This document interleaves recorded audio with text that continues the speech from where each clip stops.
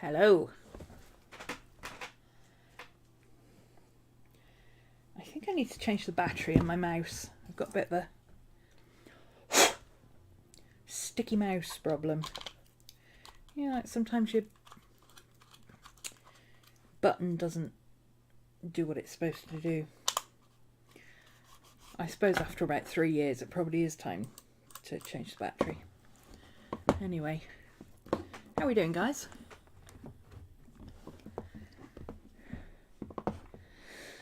Oh, who's in? We've got Pammy. Hi, Pammy. Nice to see you. Mika. Hello. Cody. Pelican. Hi, Pelican. Bye, Bun. Hi, Bun. Bun's sick. Bun's lying in bed with the flu. Messaging me, going, "Are you streaming today? I'm dying." Actually, I'd forgotten it was Wednesday, so it's a good job she did message me. I got my days all mixed up with having Monday as a off day again, so very confusing.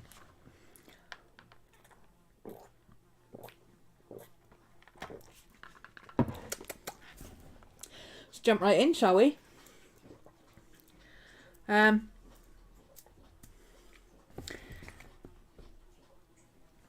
You're at your desk with the flu now. Oh, well, I did give you an hour and a half to prepare, so... I bet you're curled up in your chair with your blanket round you and Dante lying behind you going... Okay. Quick reminder. Halloween Chronicles starts October 1st. Think first Tuesday in October. Can't remember the date. Don't have my planner with me right now. God, I'm hopeless. Oh, I've got my phone here. Hang on. My phone knows the day. My phone knows what day it is. Okay, so Tuesday the 4th is the first day of the Halloween Chronicles, and it runs for 6 weeks, but there's 4 teaching weeks, so we're going to take a little break in between. We're going to do probably I haven't quite figured out how I'm going to break it up, but we're going to break it up. We're going to have a break week so people can catch up or do extra stuff or go off and do other things, because I know lots of people are really busy in October. So if you're doing an October challenge or anything like that, you'll have a week to catch up on that too. October, just everything goes crazy. Because it's spooky season! Although we all know, officially, spooky season starts on the 1st of September. September the 1st is Halloween the 1st. Hey Jane. Today's Maybon. Blessings, all that.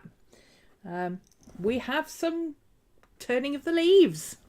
Like literally today. Yesterday, everything in the park was green. This morning, I'm over there with the dogs and there's little tinges of orange everywhere. Cool. Autumn is here. Yes. So, what have I been up to?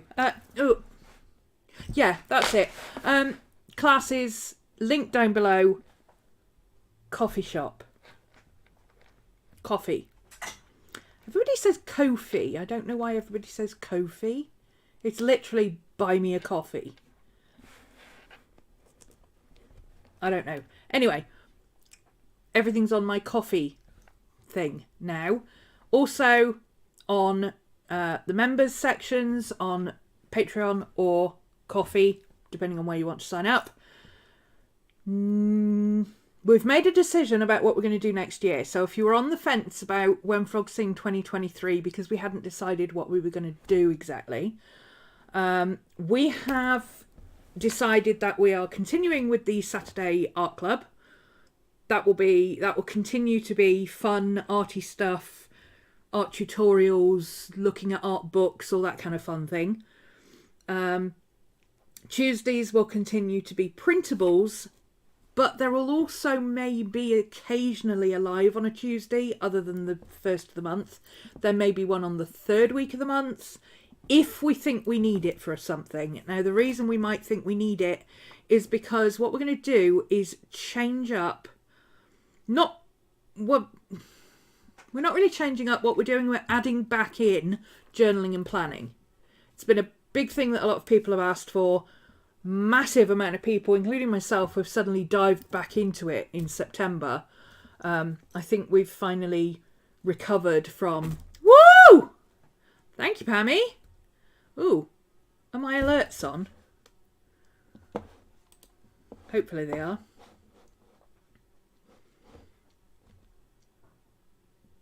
Thank you for the super chat, Pam. Distracted now. Whoosh! Squirrel. What was I talking about?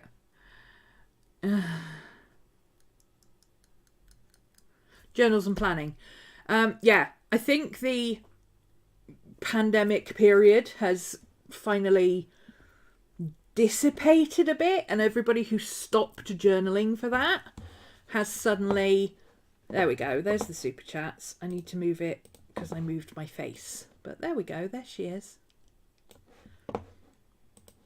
We'll redo that one because it was on my face. Go. Thank you, Pam. I'm going to need the energy. Yes, more pumpkin spice lattes. We need them.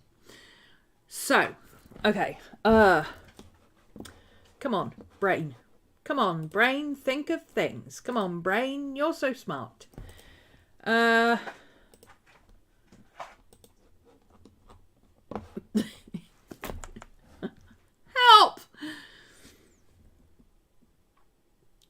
Oh, I'm all over the place this week. I really am.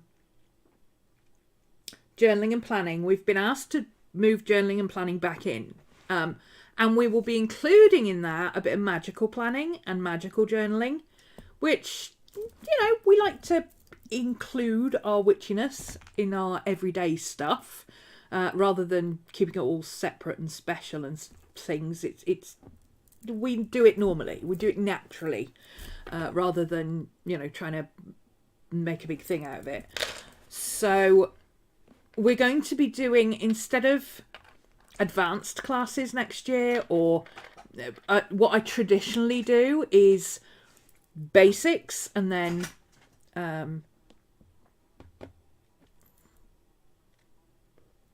advanced of astrology, tarot and book of shadows. What we're doing next year, we've decided that we've got to the point where we don't want to do any more until we've really nailed what we've already done. So we're ditching the advanced, but we're going to recap on all the stuff we've been doing in advanced for the last 2 years. So Thursdays are going to be one month. How do I explain this? There's 12 months of the year. Everything is split up into 4 terms, which gives us 3 months each term. Okay, so what we're going to do is January we'll concentrate on tarot, February we'll do book of shadows, March we'll do astrology, okay, for one Thursday, and then the other Thursdays will be journaling and planning. Okay, this is why we may or may not need to do an extra Tuesday. It really depends on if we run into any issues on what we're doing, because if we go over something that's a bit more advanced and people haven't really nailed it down and need a little bit more time to catch up on things, we might do an extra Tuesday session, okay? But it won't ever happen during a month where there is a mini class because I can't be in 3 places at once. I just can't. Okay, so that's that. So yes, next year, continuing with what we've already been doing, but we have been doing some quite advanced stuff. Like this year in astrology, we've been doing the female asteroids. We've been doing creating our own spells in Book of Shadows, and covering runes, which none of us had ever done except one person in the class knew about runes, and she didn't know an awful lot about runes. She just happens to be from that descent, Scandinavian descent, and happens to have read up on them and knew a little bit. But it was way more than anybody else knew. So that's been interesting, going over that for the last 6 months. We're going to move into a little bit of magical journaling and planning and goal setting ready for the end of the year, moving into next year, to kind of transition us across, while also wrapping up what we're doing currently. So that's for next year. That's what I call the When Frogs Sing class. So if you're $15 tier patron, 15 tier coffee, or if you're a paid up member because you've purchased When Frogs Sing 2023 in advance, which is the classes on the coffee shop. If you're in any doubt about what to do, just ask Katie. Email RhomanysRealm@gmail.com and ask Katie, because she knows what everything is. She knows where the discounts are. She knows who's in what classes. She knows everything. I'm like, I don't know what day it is, honestly. Without Katie, I would have no clue. That's it as far as all that goes. Books. I'm still working on finishing these. I'm doing well with this one. Not quite so well with this one, but given that I had about 40 spreads in each of these, if I do all my Halloween pages in this one, plus all my Wednesday sessions that we're doing here, I should finish this one by the end of the year. And I've been using this one as a journal, so I'm actually on par to finish this by middle of October, maybe, certainly by Halloween, which would be kind of cool, because I'd kind of like to start my new journal on Halloween. That would be awesome, because then the whole first few pages of the journal will be witchy as shit. Anyway,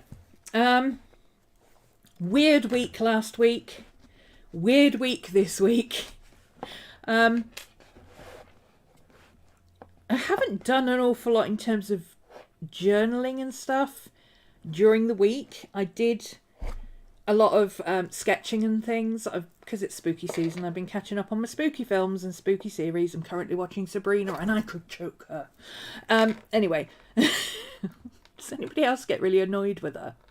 Is it just me showing my age? She drives me insane. It's all me, but I don't think that. I think this, and well, good for you. That's not the way things work, honey. I can't help it. Yeah, so I've been doodling in my moleskin a lot, because I like to sit and draw in that when I'm watching films and things. So haven't really been journaling much, but you know, I've only got this much left. This is all that's left in it now. Look, it's not much. So you saw these. This was the last week. Netflix Sabrina. Actually, the first season is when she really annoyed me, because it was, oh, but I'm half and half, so therefore I should be able to do it. And I'm just like, will somebody tell her to stop being a spoilt brat? I actually like the Weird Sisters better. I think they're hilarious. Anyway, but yeah, the Netflix one. I'm also watching Winx series, which is very strange, because I kept thinking, watching that the girl who plays Bloom with that really fiery red hair, I swore I'd seen her in something before. I could place her. I knew what she looked like. I couldn't think what it was. She plays Dorcas in Sabrina. The minute I turned on Sabrina and there was Dorcas, I was like, it's you! Anyway. Can't watch Winx because you grew up with the cartoon. It's actually quite good. I mean, it's not like the cartoon. The cartoon was completely different. But when have live action or remakes ever been the same as the cartoons? But it is good. If you don't think of it as being the same show, it actually is quite good. I like it. It's in a very similar vein to Sabrina and The Witcher and all that. It's done a very similar way.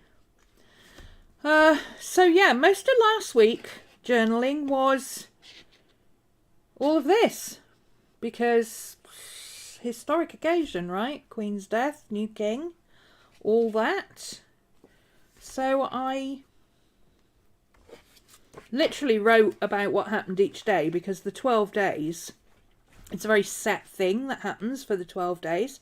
So, and there were so many firsts, like Princess Anne being the first woman to be involved in the Vigil of the Princes, the 4 girls being the first female grandchildren to be involved in any type of state funeral, and the grandchildren themselves being the first, not the first grandchildren, but the first to include children. Because I think George VI, his grandchildren were all one of the Georges. I get George IV and George VI mixed up. But one of them had the grandchildren. But they were all boys. So, and they were all over 21. So this time it was all 4 boys, 4 girls, and 5 boys, 3 girls, sorry. And 4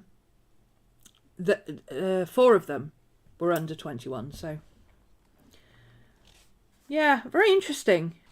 Lots of strange things. I think one of the biggest differences for me watching it all was, or not the biggest difference, but the most noticeable thing for me between the Queen and Charles. The Queen, you never touched the Queen. Nobody ever touched the Queen. Ever. She touched you. You did not touch her. But when Charles was going along, like, people were grabbing him and like shaking his hand, and you know, and he wasn't averse to it. He was quite happy, you know, talking and meeting people and greeting. But it was very different to see a monarch who was up there and close in the faces of people, as opposed to the Queen, who used to walk 6 feet back and then move forward when she wanted to talk to someone. That was a very striking difference. But yeah, other than that, that's it. And then I printed out this. This is by Eleanor Tomlinson Art. She's done a series of these. She did a couple like this with like the Corgi, the Queen and Paddington Bear after the Platinum Jubilee party. But this one she did specially for after the funeral on Monday. And they're free to print out to use for personal use. She's created them all so that they are available digitally. She's not selling prints of them or anything like that. If you see any of these for sale, they're not created by her, and she's putting takedown orders on people because they're already appearing on mugs and t-shirts and God knows what else, obviously, because that's what people do. But yeah, nearly finished that one, so I'm pretty happy with that. And looking forward to starting my new one at some point. Don't know if I'll go straight into that one or if I'll finish my Moleskine one first. And then this one, I don't know if now my dates are a bit off here, but I think this was last week, wasn't it? We did the Bates house, and then we started Shadyside Mall. And then on Friday I had to go out. Friday I had to go out and do some errands. Well, it was exhausting. I'm still recovering. Honestly, my knees are killing me. A week later, my knees are killing me. But I went to Starbucks on the way home and had my first official pumpkin spice latte. And it was delicious. So I had another. And then I took one home with me as well for tomorrow. For the next day to put in the microwave. But yeah, I just sat there and sketched people as they came in, and then because I was sat there for quite a while and apparently I'm getting faster at sketching, I sketched the outside as well. I didn't do the thicker black lines until I got home because I didn't have that pen with me. But I did do it that evening. I wanted to do the black lines, but I didn't want to run out my pen doing all the thickness and when I could do it with a thicker pen at home. So I just left it and did it at home. So there you go. Did some actual outdoor live urban sketching. Oh my goodness. So yeah, that was fun. I have discovered that I'm very unfit. And I hate not having a car because standing around waiting for buses is the absolute pits. I hate it. I'm fine standing up for long periods of time as long as I'm moving. But the minute I have to just stand about waiting for a bus, ugh, cripples me. I hate it. Really hate it. Did I mention I hate it? So, yeah, I need to practice. I expect it means my core strength is down or something, right? So I need to practice, do some chair yoga or something for the elderly.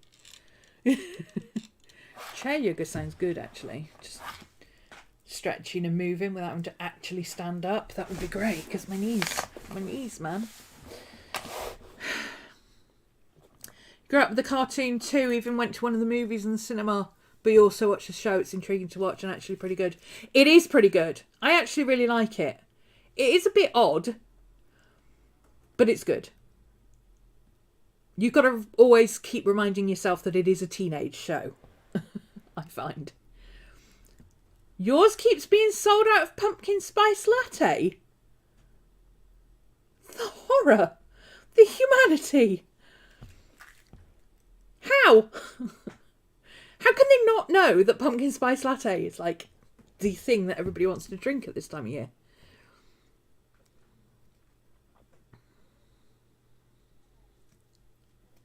Oh, Flora's in the second season.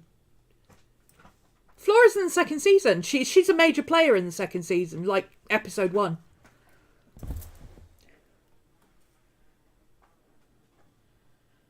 She's good too. She's just that level of annoying that she's annoying, but she's also really sweet and you can't help but like her. But she's annoying. She's very, very complimentary to Terra. The girl who's playing Terra is brilliant. Listening in while you catch up on your journal. Awesome. You can get it delivered, but still no pumpkin spice. We can't get it delivered. I wish I could. Although that's just incredibly lazy because there is one just up the hill, but it's a 1/4 mile walk up the hill. And I can do uphill, but coming uphill and downhill is a bit much. So I tend to get the bus up to the top of the hill and then walk back down.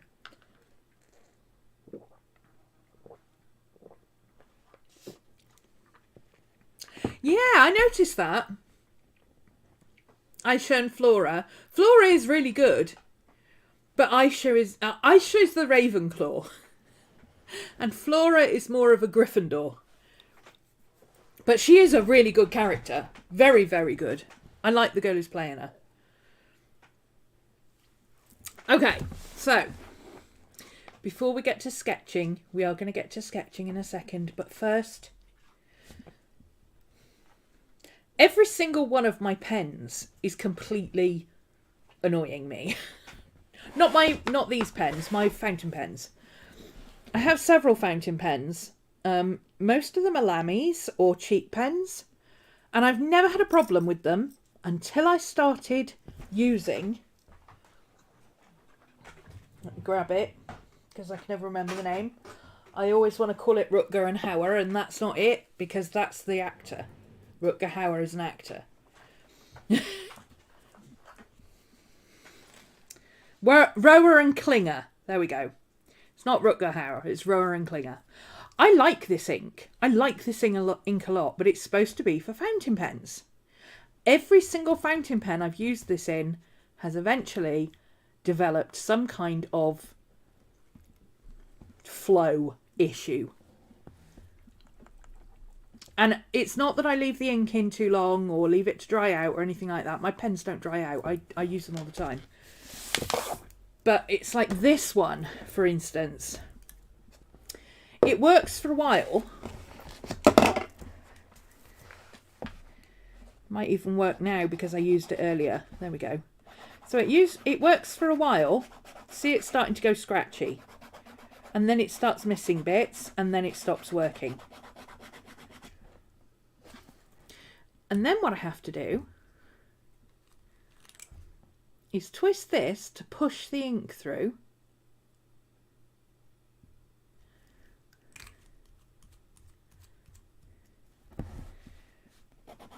And then it works again, look. It's the most annoying thing in the world, so it must have clogged somehow. And the only way I can get it to continue working during the day is to store it nib down, which you never do with a fountain pen. You always store them sideways, always. But I have to store that one nib down. So, not using that with my fountain pens anymore. I'll be using that with my dip pens from now on. But Inlay sent me a virtually brand new bottle of carbon ink that she didn't want. It's the Rower and Klinger sketch ink. It's a permanent ink that it's very difficult to get black permanent ink. Especially one that works with, is waterproof and alcohol ink proof. But, like I say, Inlay sent me her bottle of carbon ink, which she had barely used. She doesn't like it, so she gave it to me with some other stuff. I did an unboxing. She sent me a load of bits and pieces. It was awesome. And now I have a nice new shiny bottle of carbon ink. Woohoo! So to go with my nice new... God, it's not even dusty, look. That's how new it is. It's not even dusty. Oh, wow. Yeah. Okay.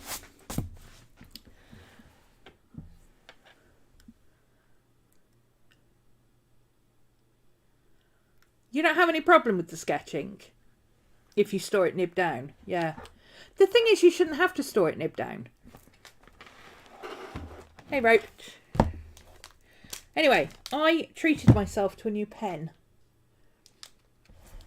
And before you think, ooh, big new pen, eh? Spending the monies. I don't spend money on pens. Because I either clog them up, like that, or I lose them. Usually what I do is I buy about 20, like cheap Jinhao Japanese type, well, Japanese made pens, because they're really good, especially with permanent ink. And they cost about $1.99. And then it doesn't matter if they clog up. Every time they clog up or they stop working or whatever, I just throw them out. It doesn't matter if I lose one. It's not the end of the world. I'm like, oh, well, you know, I lost it. Oh, no. I'll go and get another one out of the drawer. You know, it's like losing a big ballpoint. I have never had a problem with carbon ink. Never had a problem with carbon ink. In fact, I don't know if it's over here. Might be over the other side of the room. Let me see. Yeah, it's not over here. My my actual platinum carbon ink pen, the really fine one, never had an issue with it. I can leave it for like 2 years, fully inked, come back to it. Sometimes it will work straight away, sometimes it doesn't, but if you just rinse it under a little bit of water and wipe the nib, it'll start writing straight away. Never had any trouble with it. Maybe it's a humidity or something like that difference, because that can affect fountain pens, can't it? Where it's, you know, even altitude and stuff affects fountain pens, so it's probably something to do with where it's stored.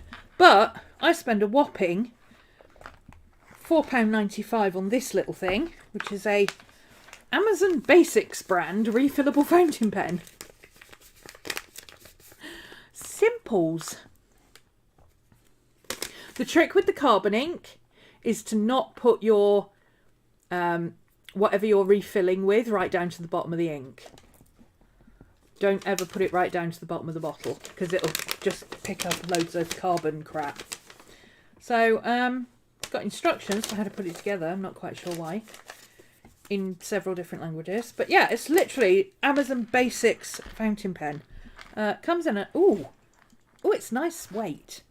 This comes in brass, aluminium or plastic. All of them are the same size, same price. I got the brass one because I like a pen with a little bit of weight to it. But it's not heavy. It's still... Oh, it's nice. It's got a really good balance to it. Oh, it's a lot heavier than this. Let's check it against a Safari. Whoop. Let's try that again. It's a touch heavier. Yeah, it's a touch heavier than the Safari. Or well, this is the Lamy Vista, but they're all the same. It's a touch heavier. It feels more like a... It feels more like a Parker, if that makes sense. Anybody who's familiar with Parker pens will know what I mean. It feels like a Parker pen.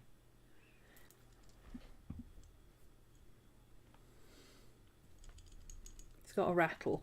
Where's the rattle coming from? Oh, it's the inside cartridges. Okay. Maybe. Or it's just because there's... Oh yeah, there's a cartridge inside it. Okay. So it comes with 3 cartridges, but they're just water-based cartridges. So I'll just keep those for emergencies in my bag.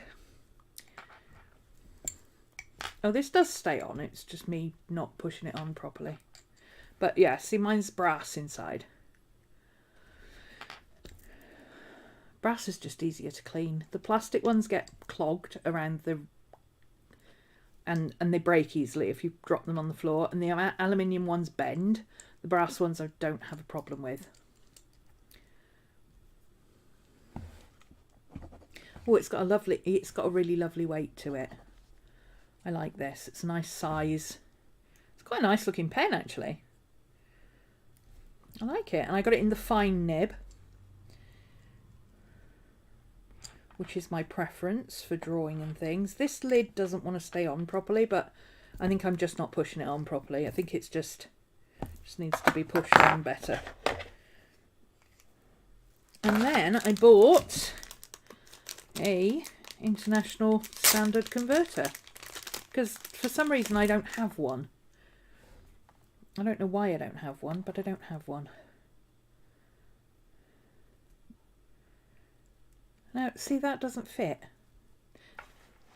I've had this before. Oh, it will fit. It's just got a bit of a... It's just badly made. What can you expect for 89 pence? Am I right or am I right?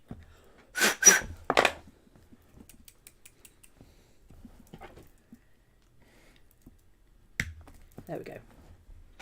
Perfecto Patronum, as they say. Oh, that's got a nice action on it. It's easy to turn, but it also feels firm. It doesn't feel like you could just spin it round easily. So let's refill this puppy. Have I got a cloth anywhere? Probably not. Oh, I have. I lie. I have. Let's fill this puppy up and get it going, shall we?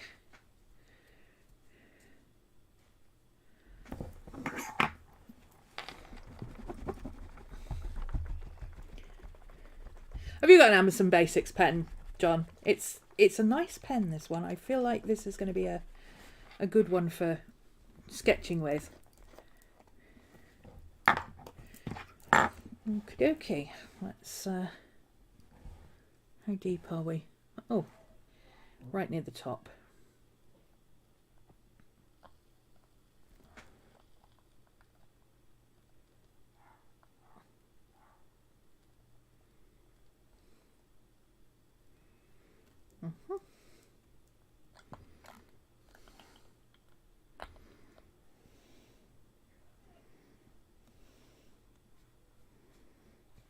Come on. Are you kidding me? Seriously?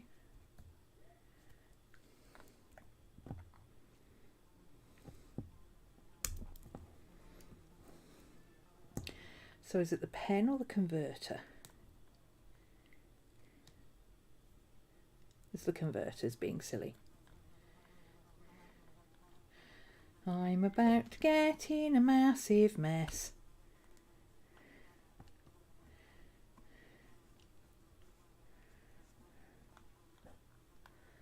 I can't. Oh, I hate being a lefty. Righty-tighty, lefty-loosey doesn't work if you're upside down.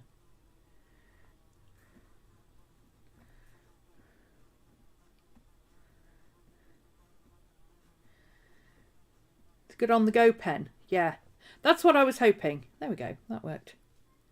That's what I was hoping, that it would be, you know, because like you say, for a £5, I mean, yeah, I'm going to be careful with it, but I'm not going to be constantly wondering where it is, or, you know, what happens if there's another cartridge in there.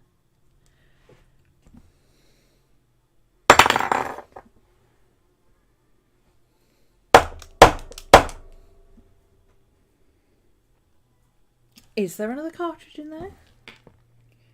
Or is the converter just too long for the pen? Shouldn't be. There's got to be another cartridge in there.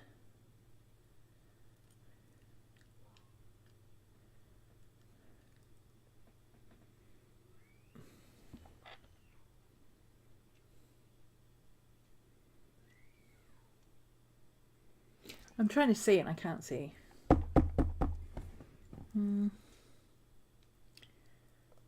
Maybe this is too long. That would not be good. But that is the length of a cartridge, so I'm thinking there's another cartridge in there. John!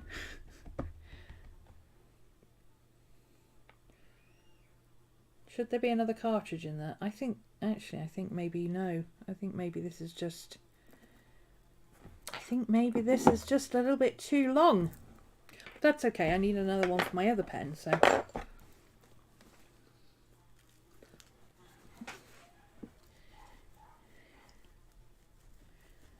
Yeah, cheap pens is definitely the way to go. I don't use disposable pens unless I have to.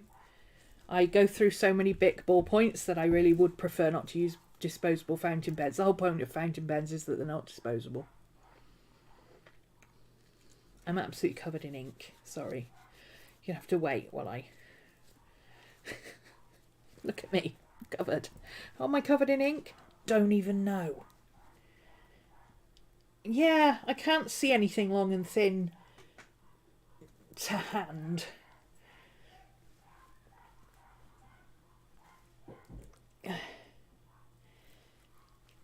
Yeah. Oh, pen is so messy. Am I gonna... Oh, this might work. Let's see.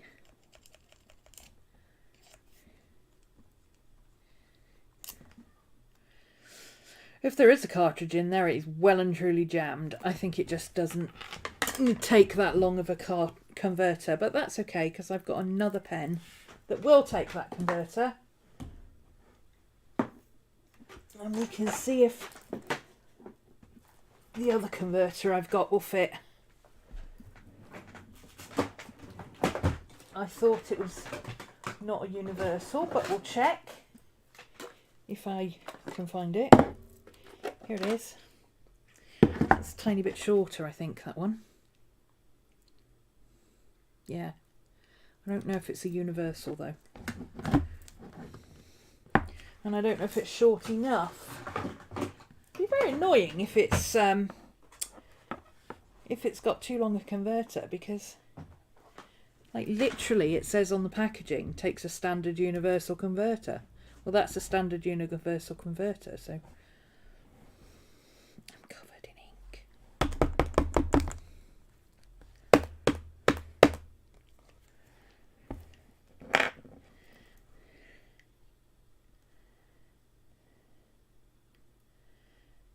I don't think... No, I don't think there is another fountain pen thing in there. You're supposed to put one that way, aren't you? If it takes standard cartridges, then it's...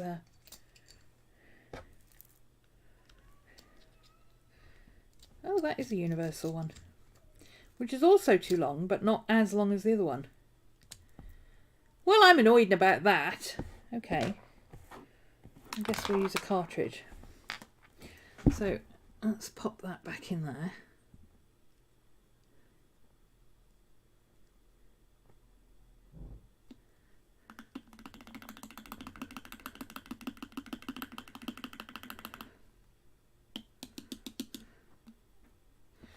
Okay. Whoops. Sorry. Just slap you all about. Well, let's just use the cartridge that came with it then. I hate cartridges. Oh, that doesn't want to go in either. What the hell? Oh, is this blue? Oh, I have a feeling this is going to be blue. And that's not going to push down because there's nothing to push it down. Because you can't fit two cartridges in it unless there's already a cartridge in there. And it's stuck.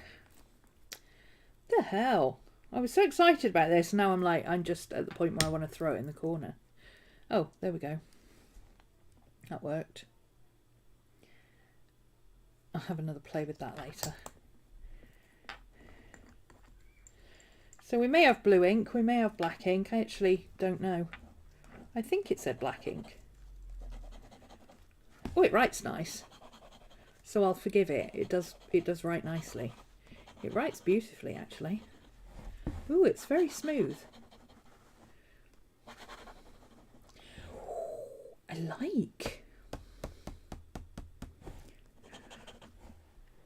I like a lot. I like a lot. Okay.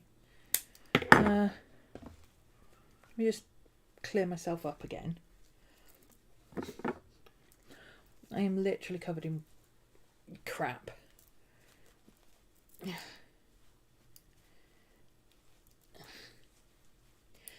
Now, yeah. Did your Amazon pen come with 4 cartridges or 3? I mean, 4 seems more likely, doesn't it? 4 does seem more likely, but if they've put one of the cartridges in the wrong way round, it could be stuck in there and never coming out again. Maddie, don't start crying, please. Let's see.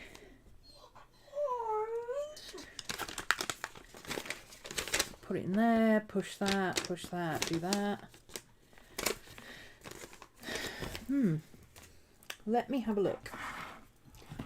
Let me see. I mean, I have a billion of these tiny cartridges anyway, so 2 in the box and 1 in the pen.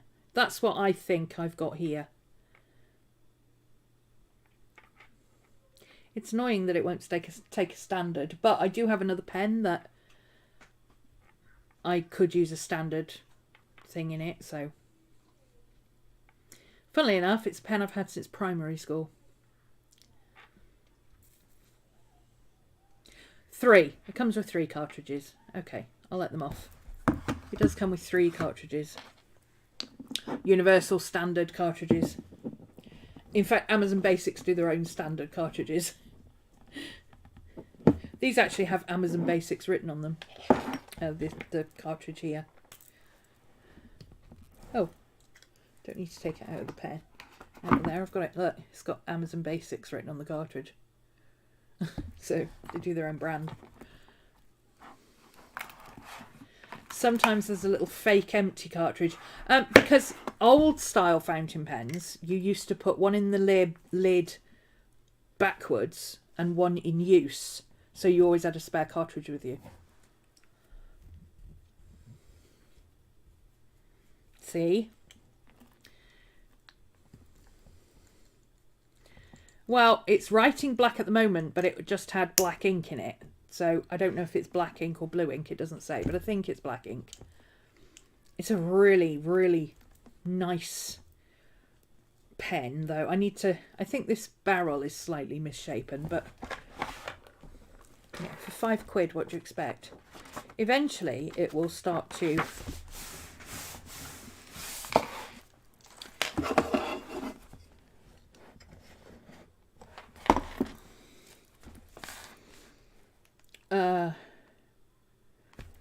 and of course, the second I go to draw something, my mind goes blank. Let's just pull out these stickers and draw some stickers.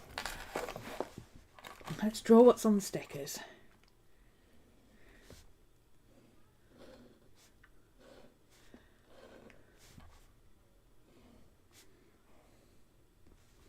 Well, that's wonky, isn't it? That's as straight as a dog's hind leg.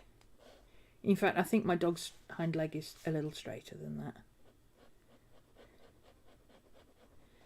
Ooh, gives a nice thick line, like it. Flows well.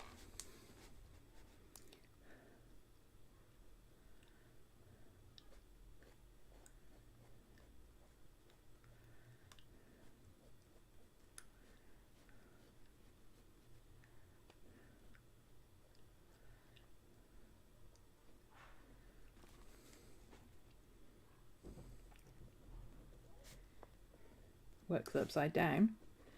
Although, interestingly enough, I'm not getting a thinner line upside down, which you would normally expect to have. Maybe that's just...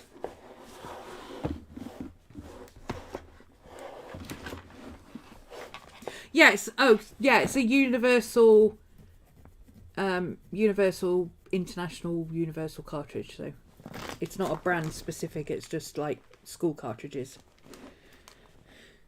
Sorry, I didn't realise that was what you were asking. Okay, so we've got some nice thick strokes. Very even, no matter which way you write. Let's see if it's got a flex in the nib at all. Marginal, but nothing to write home about. Oh, you can get...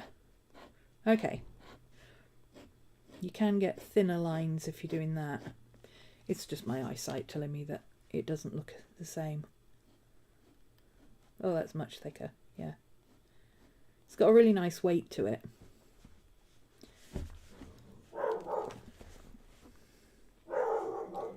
Maddie!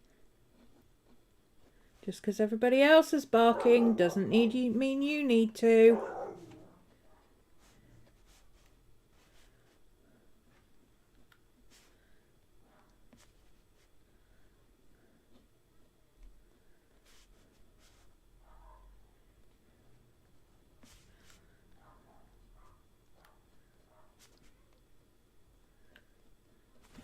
I like it. I really like this.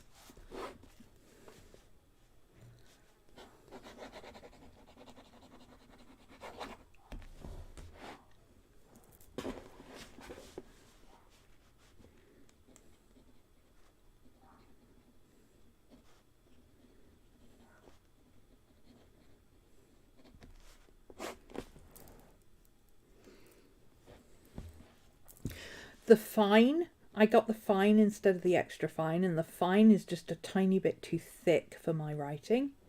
But if I use it upside down, which gives you a thinner line, it's pretty much perfect. So, good choice on the nib. The fine was the right nib to go with.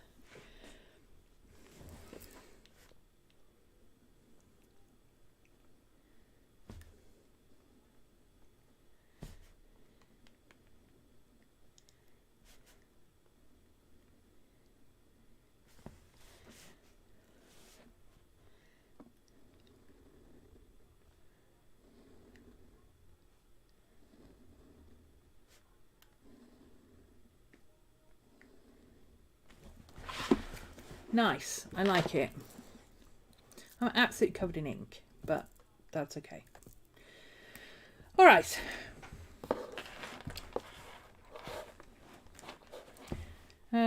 What shall we draw today? I was actually going to maybe draw some more of my spooky houses. Oh, I know what I can check. Ooh. I know what we can do. Let's check this. Let's just do a box.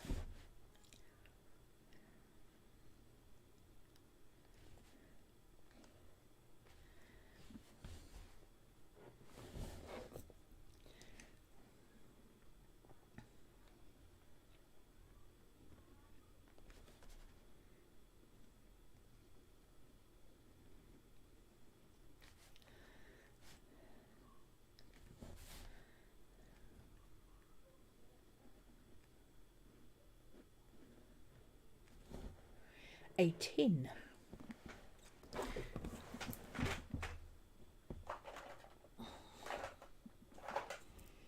I treated myself to some new water brushes the other day because all mine had gone mouldy. Or, well, not mouldy because I can't clean them out, but they'd gone really gunky. Like this. I don't know if that's ink or paint or gunk or what, but whatever it is that's in there, I took the black thing out and I used one of those, you know, the little tiny brushes that come with straws. I used an old one of those to try and clean the barrel, and I managed to clean the bottom bit, but I couldn't clean this bit. So I'm like, well, you know what, they're £13 for a pack of 4, and these are like, I've had these for decades, so I'm just gonna buy some new ones. So yeah, nice clean new ones. Let's see if this ink is, I mean, it's water soluble ink, I think, so. Oh, that hasn't got any water in it. I haven't filled that one. Dough. Let's try one of the ones we've put water in, shall we? Oh, I filled all the others.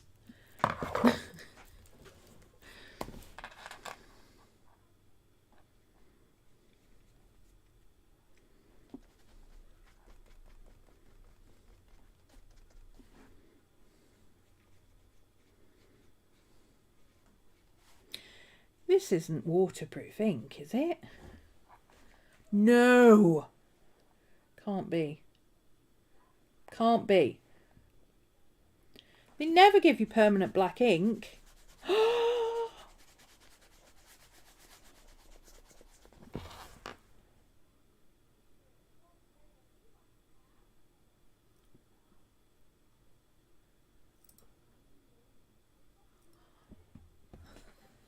I'm stunned. Guys,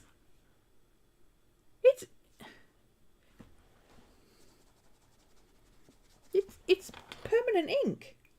What the?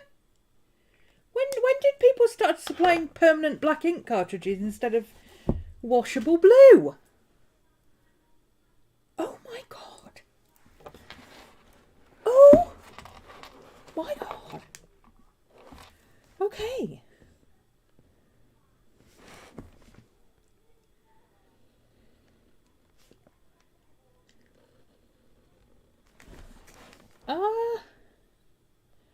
I was not expecting that.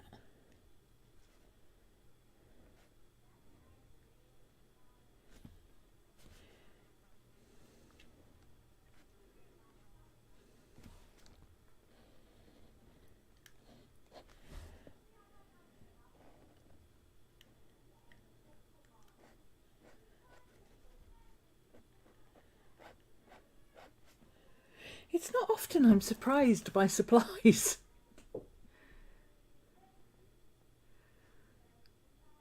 Well, you have to see if yours is permanent now. You have to try it. Because then if it is, you can use it with watercolours, right? I had no idea. I mean, I'm assuming that is fairly obvious from my reaction. I really had absolutely no idea. I can't draw for toffee today. I don't know how I'm going to draw any houses. Look how...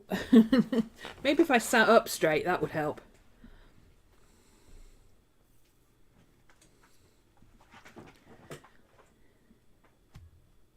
Yeah, you can actually buy empty cartridges. You can buy empty cartridges on eBay. There are people who save their empty cartridges and sell them on eBay so that you can just put your own ink in them. Just need a syringe.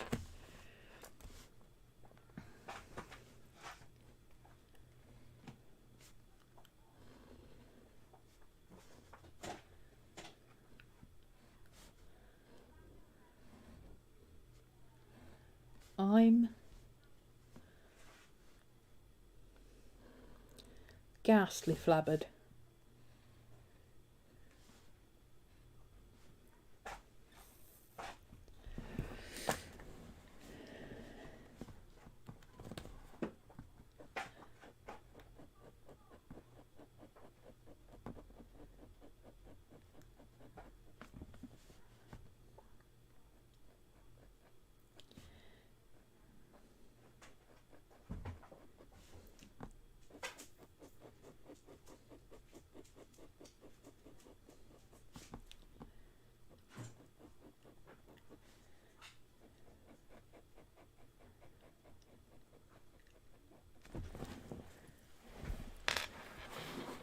You've used all yours.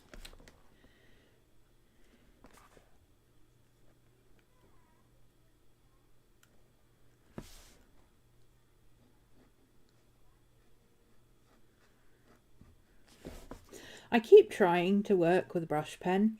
Like, I've got one of the gas and Fuder ones, the Copic gas and Fuders, which many people swear by. I can't get on with them. I just cannot get on with brush pens. I get such wiggly wobbly lines all over the place. I'd much rather have this kind of pen or a dip pen. Dip pens are my favourite, but they're not practical for taking out and about. This is very, very nice. I've got some dog food coming tomorrow. I think I might add some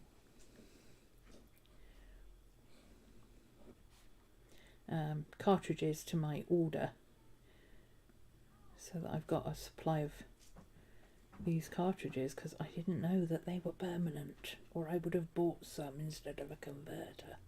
But it's okay, because like I say, I need a converter for my other pen. It's not a problem. It's never a problem.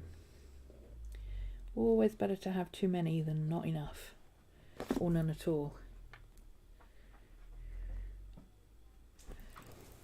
Oh, it's that thing moving. Okay, that's fine.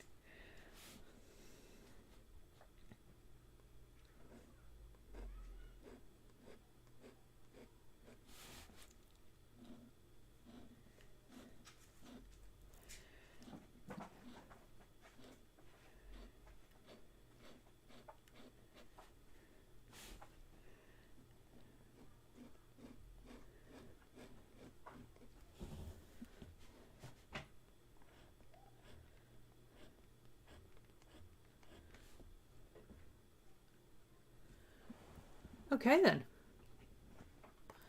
I can get behind this. This is pretty fun. Honestly, you'd think I'd never used a fountain pen before. But it's, I don't know, there are some fountain pens that the first time you pick them up,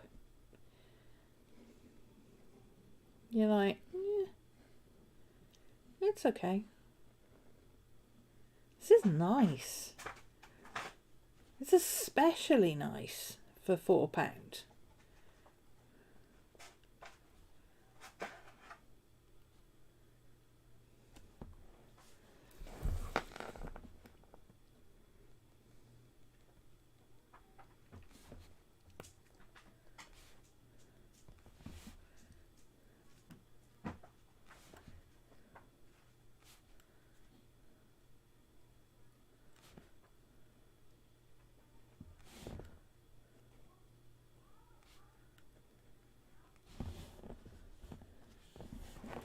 Okay. I like it. It won't bleed through. I don't know why I'm even bothering to check, because it's this is cartridge paper in the Americas. I'm just an old Queen Victoria. In America, it's called heavy drawing paper, but the rest of the world calls it cartridge paper because it's specifically made for using with pens, especially ink pens.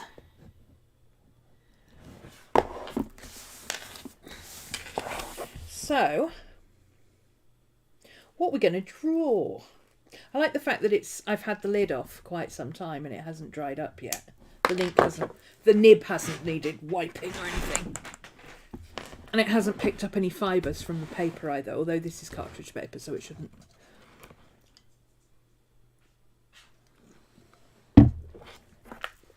Even the box is nice, because that will be really handy. Let's see. Pen. Whoops. Pencil. Couple of ink cartridges.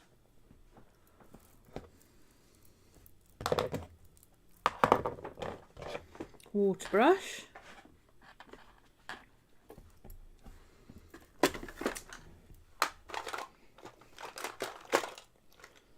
Right.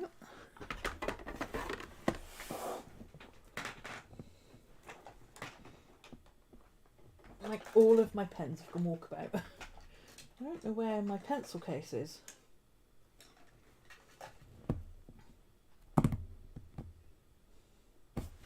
Okay, I'll just put another water brush in. Well, imagine that this is a water-soluble black pen.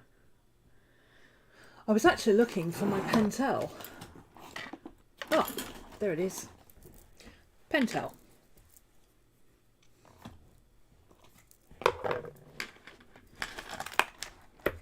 Oh, okay. I can actually fit like a ton of stuff in here.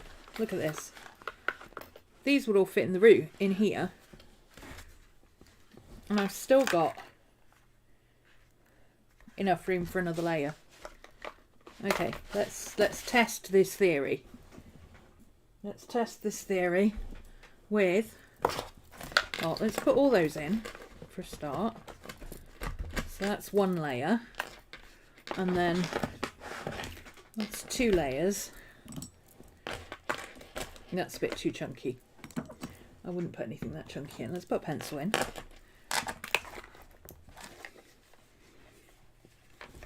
I mean, if you packed it right, that would be fine. Because it's not that it doesn't want to close, it's just that there's something at the back there that's stopping it. So you probably would have to just top and tail your... Ah, that one's thicker than that one. There we go, that's probably what's doing it. There we go, that closes now. How cool is that? I now have a little case that I can chuck.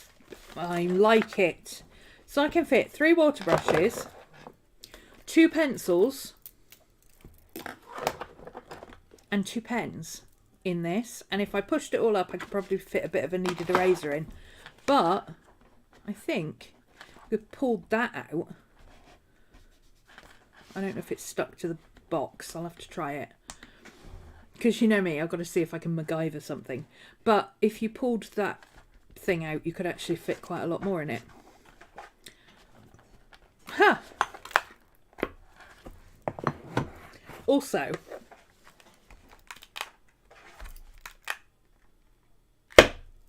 that makes a really satisfying noise.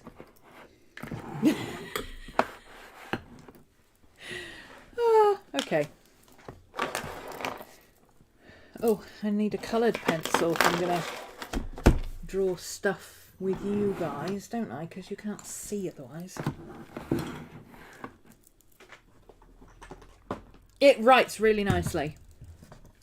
Writes really nicely. So I will add that to my Amazon shop later and give you an affiliate link. But if you're looking for it,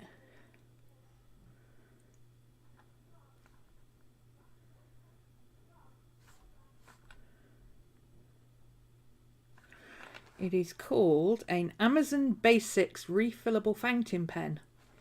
And like I say, it comes in fine or medium tip. One of them also had it had an extra fine tip as well yesterday.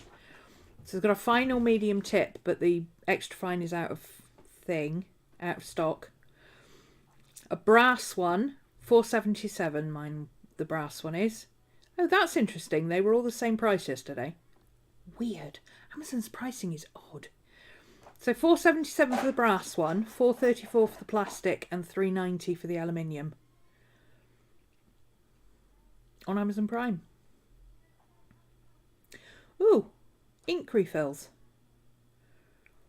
Updated other options based on this selection. Fountain pen, 24 pack for £3.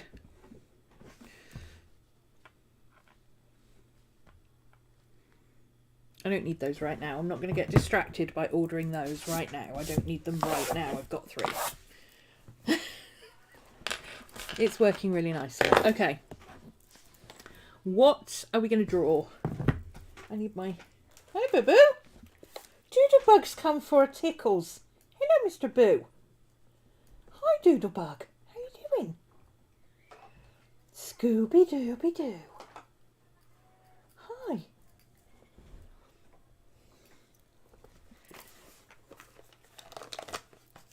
I have a board set up on Pinterest where I've put spooky houses. I'll add the link to below if you want the link. But I've started collecting pictures of the spooky houses in different aspects. I don't know if I'm going to try and draw it from a reference or if I'm just going to try and draw the houses from stills or whatever. I might try and draw several different aspects of the spooky houses like I would if I was urban sketching. All of these, however, are very big and complicated. I am not in a big and complicated mood. I did think I might do the Pink Palace, but it's actually very complicated. So maybe I will do Plan B, which actually was Plan A at one point. I have a series of 4, and I deliberately chose abandoned trailers, or caravans as we call them, living static caravans we call them. But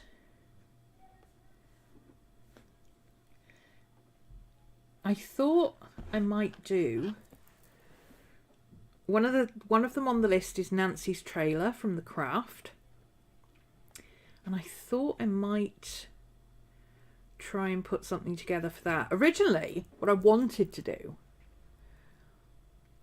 Okay, Cody, see you later. What I wanted to do was, you know, what are they called? Airstreams? Is that what they're called? The bullet airstreams? Somebody help me. Like the big... They look like a bullet. They're bullet shaped, so I'm assuming they're called bullets. I really wanted to use one of those, but then I thought, hang on a minute. It's set in the 90s. Those were vintage then, so I don't think her family would have had one of those trailers. Unless they'd had it since the year dot, when it went out on the road. So I'm thinking something more like this. I really like this enclosed porch with the gate. I also like the stairs on this one. I like the bay window on this one. But I like the way this one was surrounded by trees. So I'm thinking maybe try to combine the 4.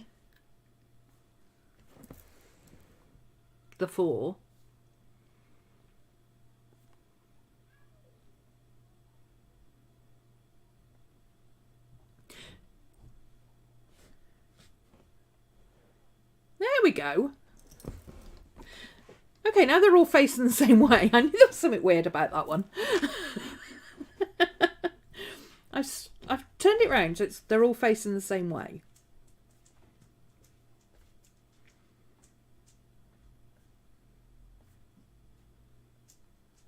I like the aspect of this one. overall, and I like this porchway. But I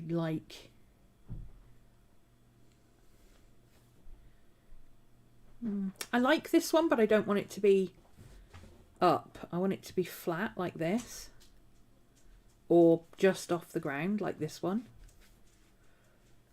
I don't want it to be like raised with steps.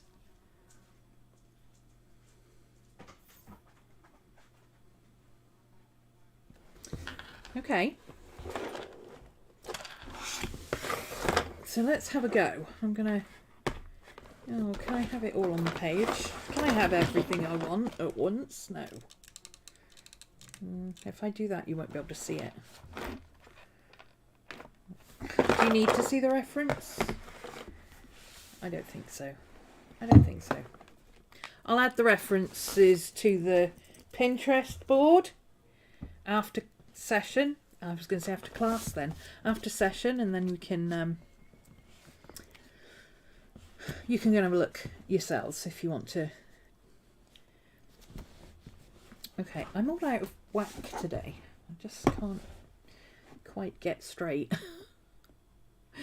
You can tell I haven't drawn for a few days, can't you? Well, I haven't drawn at my desk like this for a few days. I've just been doodling on the sofa. You've also got a headache. There's a lot of headaches going along at the moment.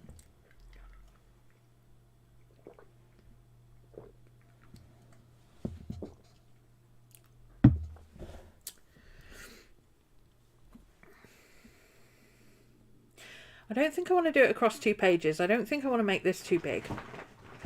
I think I want to make it sort of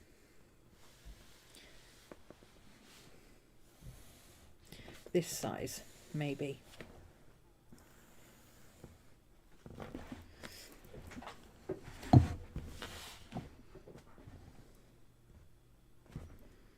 I think. So, we're looking at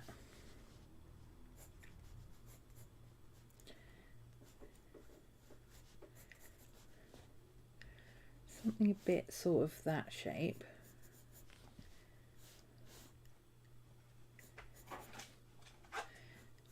It's got a weird angled bit at the end.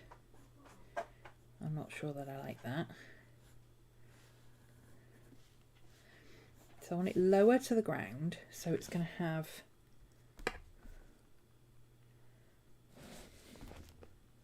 there we go. So this, we can see the tow bar here and the jack wheel.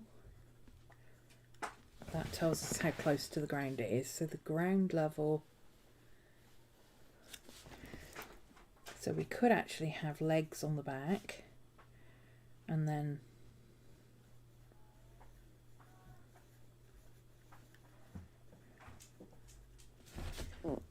a wheel on the front.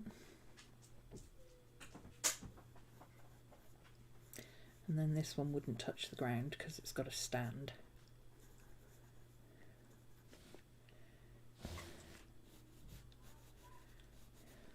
Maybe. And then you'd have a door in the middle. I like this window on this one. Actually, I prefer the shape of this top. So let's have that coming down like that. And then it can have a bay window coming out like that.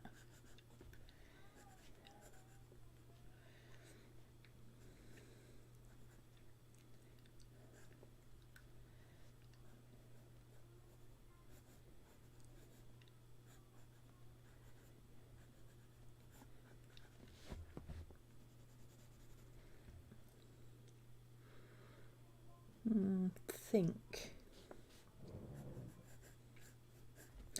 And then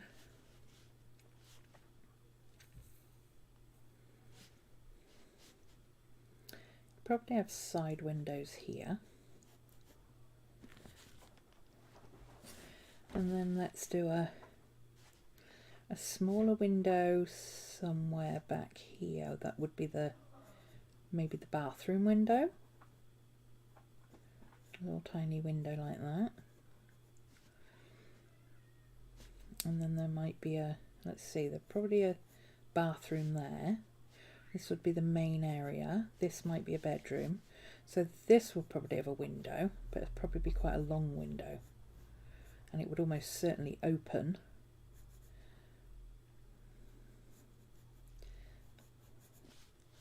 And then you'd have this big bay window.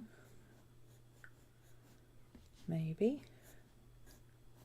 I'm trying to think of the floor plans. I'm thinking in 2D, 3D and 3D from memory all at the same time. Because I'm trying to think. We used to go camping in these kind of vans when I was little. And I'm trying to think what the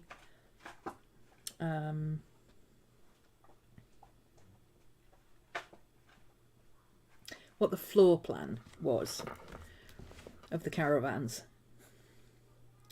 We had a big area like that, and there was the door there, and then there was the kitchen area there.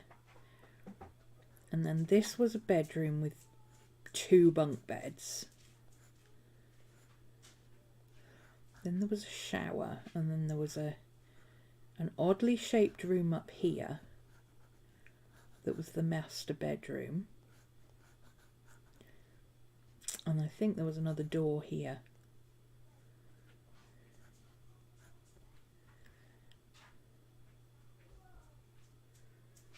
And then this was all seating, but it turned down into another bed.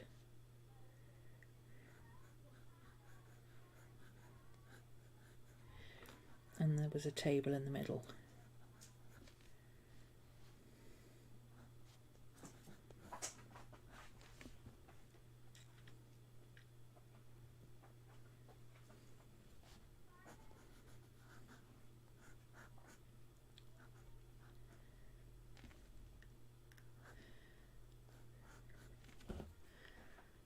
So not unlike a boat, actually.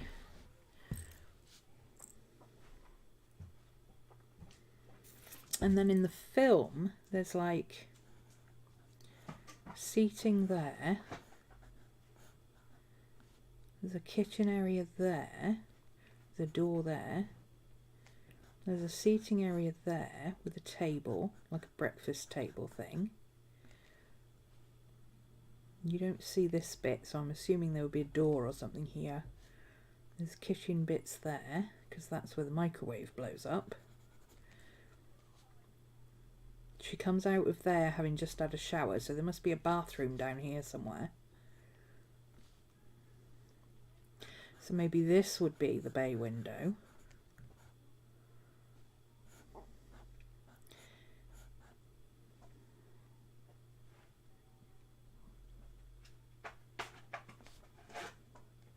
And there might be some more back here. And it's hard because American vans are like enormous.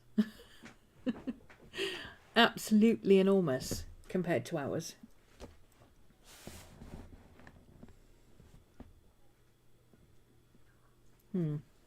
Okay, I think we're onto something with this. And then we've got the porchway. So if we do the porch here, but instead of doing like a rigid porch, why don't we do it like a... can I do that? Let's start with just a regular porch and then go from there. So we've got a... That's going to cover up all the doorway and everything then, though, isn't it, at that angle? Maybe we need to do it at that angle so that it's more...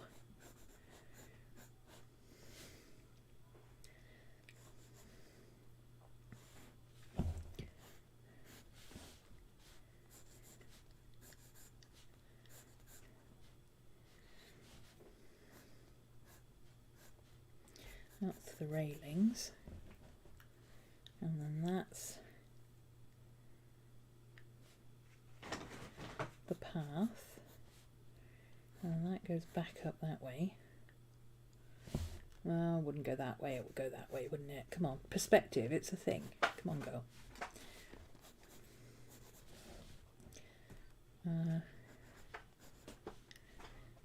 You can still put the big bay window on the front like that.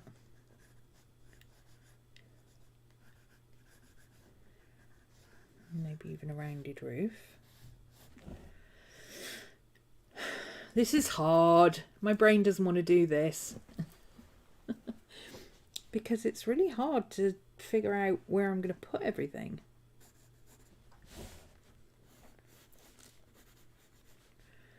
Let's put another door in there. This is on more of a stand. It's got like fencing around it. So this actually comes down here, and then this has got lattice fencing underneath.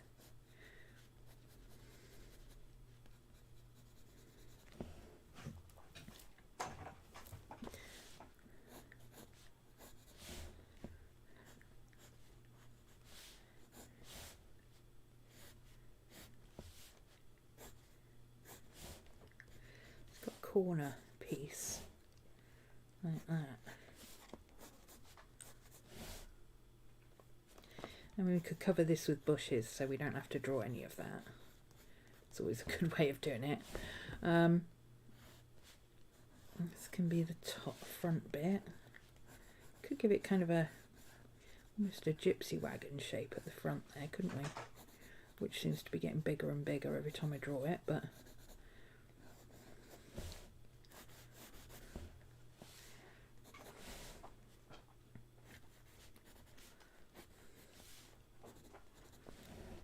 I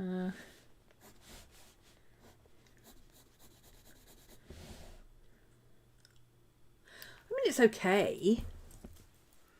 It's hard putting two things together. Where's the other?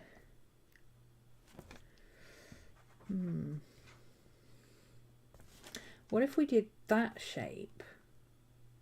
Okay, this one has all of the, hang on, all of the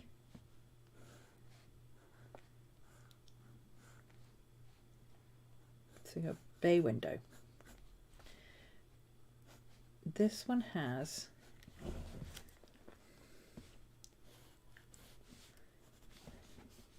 it's actually overgrown here anyway, but it only has one door at this end. But at this end, it's got a big window and a door and another window. And that door is way out of perspective. It should be way down there.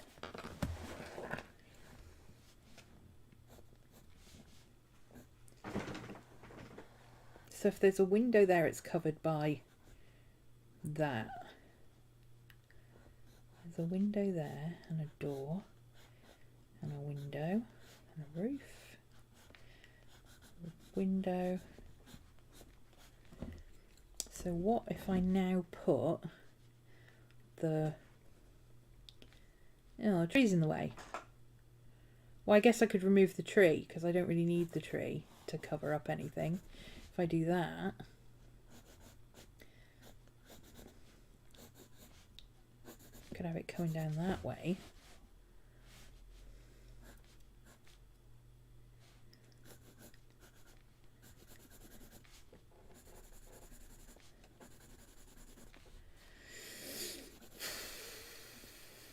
And then you'd have, maybe there could be some, I kind of like the skirting thing.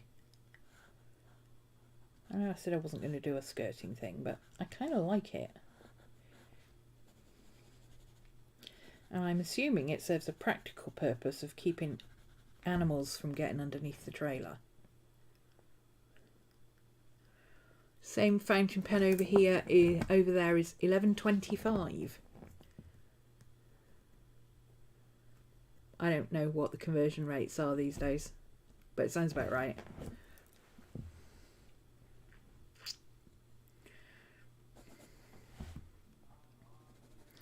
Let's see what happens if we colour in the windows. All the windows that we would see, plus that roof you wouldn't see through.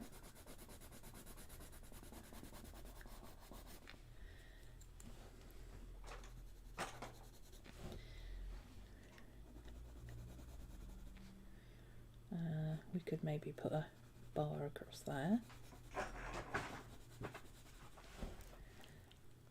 And you'd see the trailer hitch there.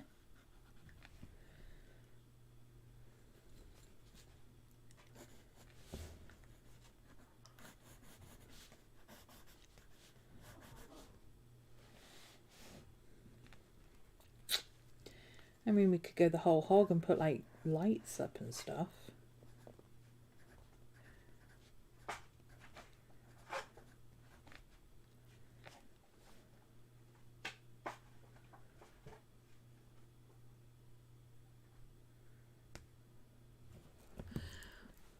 You have bad luck with fountain pens, too messy.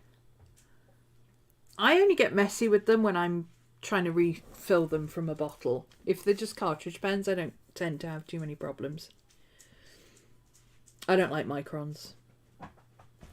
If I'm going to use a pen, it's going to be a metal nib type pen, like oh, where have they gone? Like these ones I've shown you last week.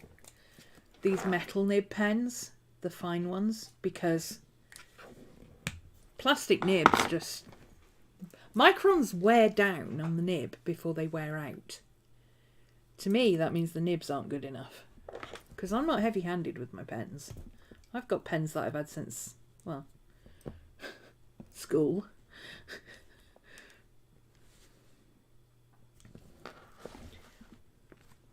You blew up a cartridge. How the heck did you manage to blow up a cartridge? Explain to me how this happens. I mean, unless you took it on an aeroplane, I don't even know how that's close to being possible.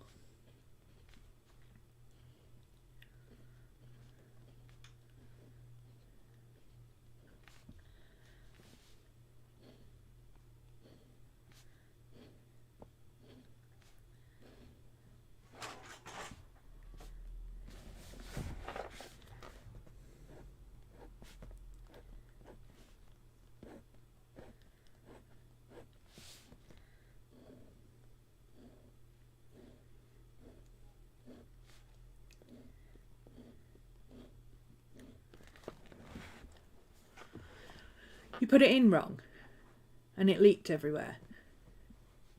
How do you... Fountain pen cartridges only go in one way. How can you possibly put them in wrong? That's a special talent you've got there. It really is. Something very off with the perspective of that part. I don't know what it is. Hi, Marge.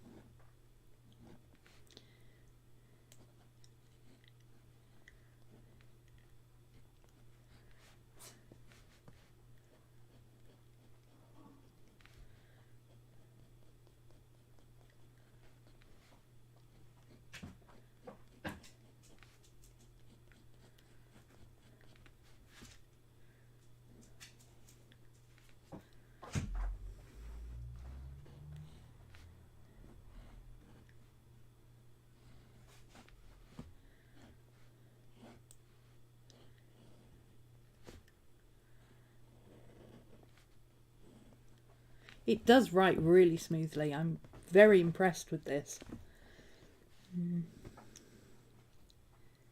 Okay, that's that post there. What's that post?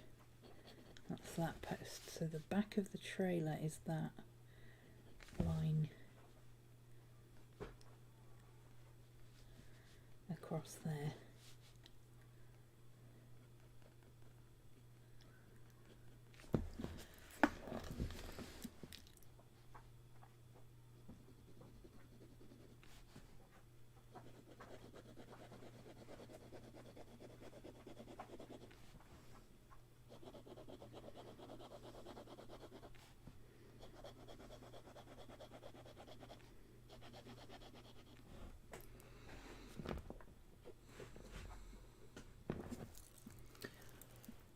It's not bad. It's missing something. I mean, it doesn't look lived in, which is part of the problem. But I am drawing an abandoned trailer, so...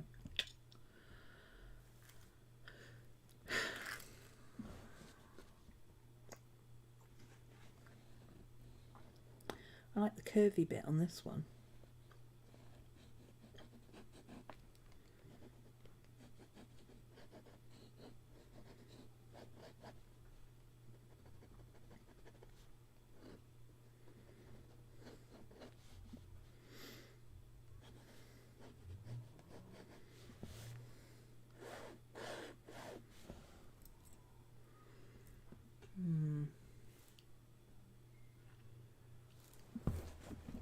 Tricky, tricky, tricky, tricky, as Nancy would say.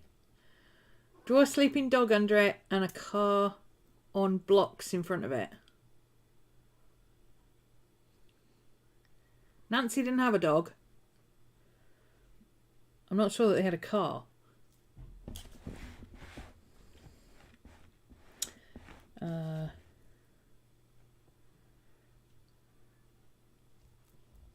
What about...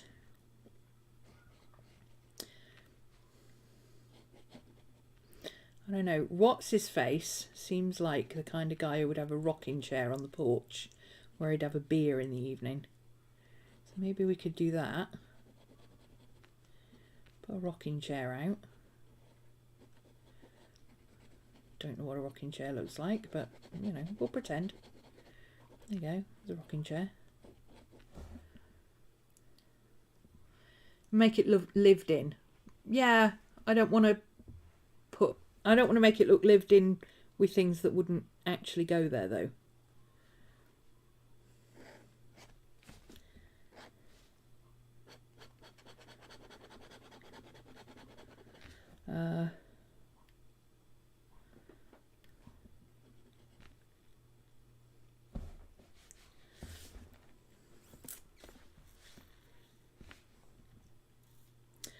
I feel like he'd probably have a crate or a cooler or something where he'd put his beer.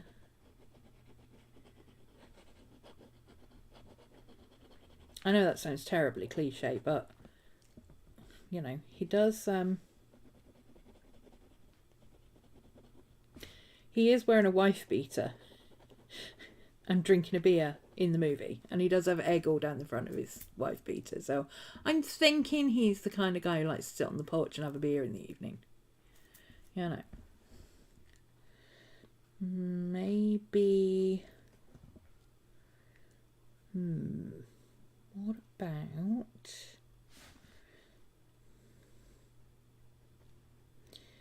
some rocks?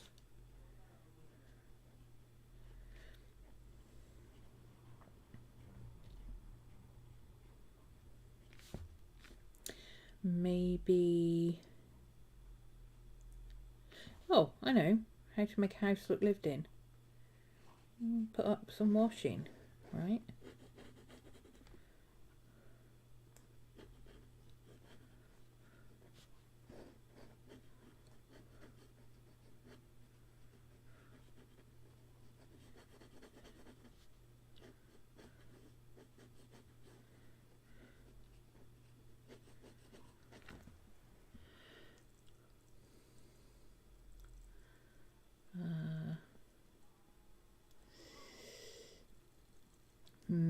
It's hard to get enough detail. Maybe the porch needs to be more open. If the porch was more open and it just had like maybe it was some kind of storm porch type thing. Like that. Like you lift up the things and you put it out, and then maybe you can have like... Yeah, a fire pit. That's actually what I was thinking. Like maybe something like a fire pit. Where you'd have like maybe just a ring of stones even.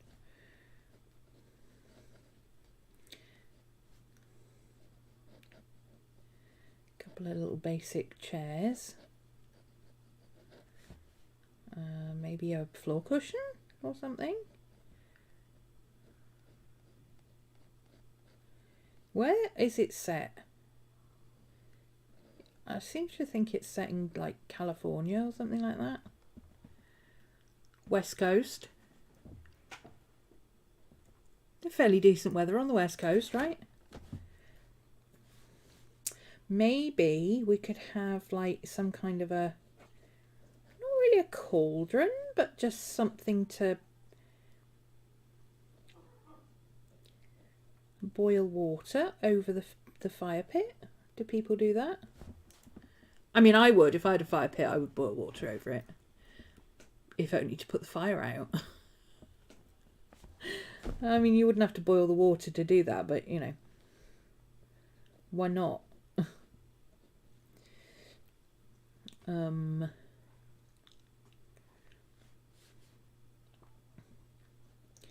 we could have some, like a blanket kind of thing on the floor. Just kind of rucked up like that. Don't even know if that looks like a blanket, but it's on the floor there.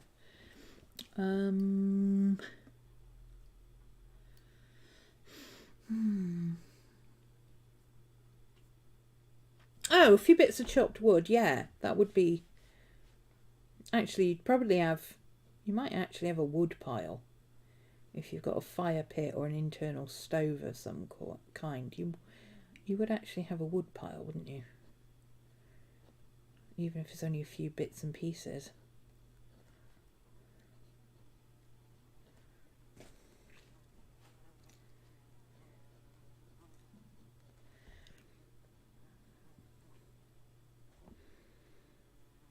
Maybe. I don't know. It's hard to make things up. I don't like making things up. I like just drawing stuff. I'm still actually liking this one better than any of the others, which is the one I started with before I started messing with the porch.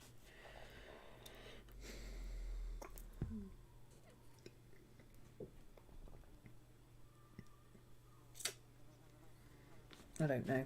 I'm losing interest in doing a trailer now. I've drawn it now like 4 times. I don't want to draw it again.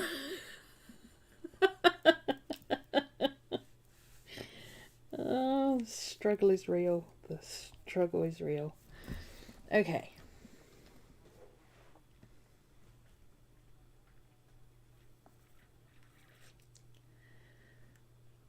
The weird thing was, when I was looking for trailers, like I tried all kinds of different things looking for trailers.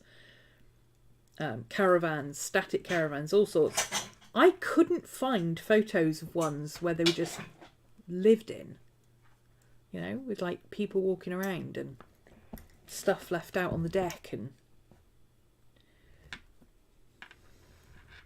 they were all either show home type pictures or they were abandoned, run down pieces of crap.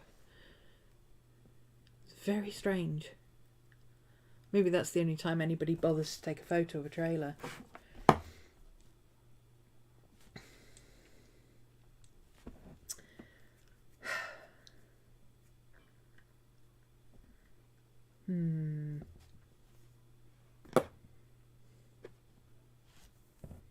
Come on, brain, think of things. Come on, brain, you're so smart.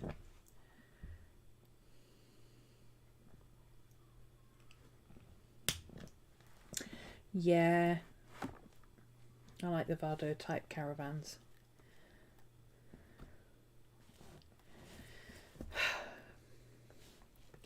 Let's try English caravan parks. See if there's any images of anything there. No, see, they're all just like holiday home type ones. And there's nothing. It's all like, I swear they must take these at the end of the summer after everybody's gone home. There's no pictures of... Oh, excuse me. No pictures of trailers that were actually lived in. Let's try trailer homes. And let's try specifically California, because that seems to be where they actually have some nice weather and might actually leave stuff outside.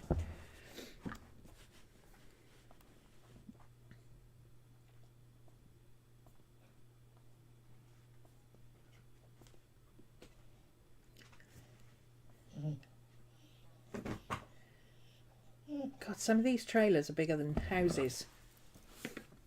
Some of them are houses that have been built around trailers, which is even more mind-blowing.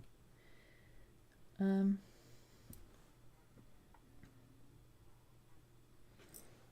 Maddie. What are you doing?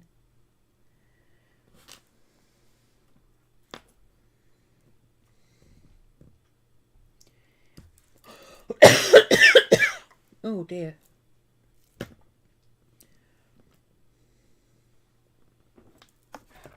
I mean, that's a little bit more.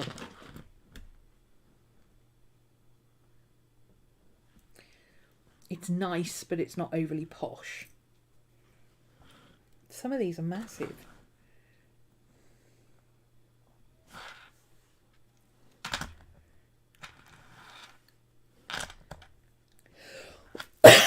Sorry, my voice is going. I've got something in my throat.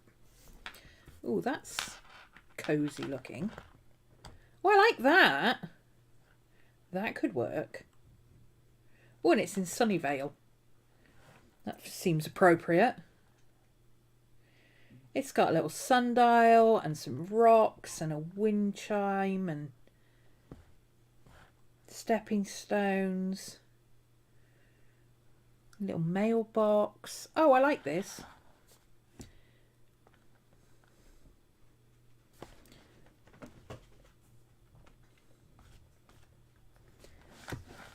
Look at that. That's so cute. And it's modest. It's a little bit too pristine and clean, like it's on sale or something. But it's modest. And smallish. It's compact. It's not like this big sprawling thing. But it's nice. I could imagine...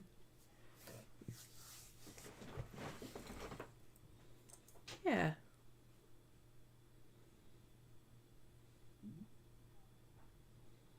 I think that could work, actually. Maybe I won't draw it quite so pristine. Oh, bless you, Mr. Boo. He has the snizzles. He did a big sneeze. Hi, Doodlebug. It's a big sneeze.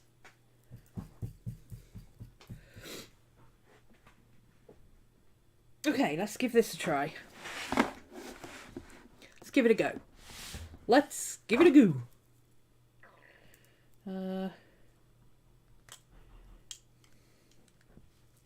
I'll just go straight in with pen. I don't care. Should I turn it sideways? Might be easier to draw that way. I'll turn it up that way. I've drawn many gypsy caravans, and I would prefer it if she lived in a gypsy caravan. I'm sure had she had the opportunity when she was older, she would have lived in a gypsy caravan. Or at least had it decked out in style. Oh, you can't really see that anyway. You can't see that even if I put it there, so. Alright then. Let's get some rough dimensions going. I'm just going to use a pencil for this. Oh, I've got a real tickly throat. I hate that. Okay, so I learned the other day in class that I work best when I have to curtail things. I'm not very good at leaving white space, so I have to create white space. So I can draw into, as opposed to try to salvage from the edges. Okay, so the main, about halfway is that point, and that's about, okay, eye line is here. Window, front window, so the corner is about here. Corner front corner down, angled up that way, angled down that way. This comes out about halfway across here, like that. Hide everything we don't want with leaves. We can see a little bit of that going down under there, so that's, oh, that's the same angle as that. Okay, that makes sense. There's a corner in here about, well, let's see, where's the back going? The back's going up that way, and then there's this section here which is going up. There we go, there's the corner. We've got steps coming down.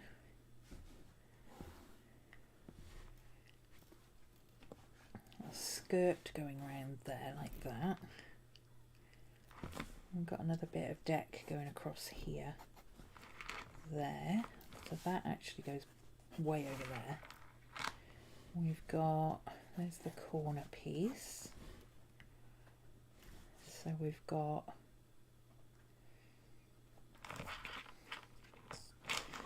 that shutter is just about there.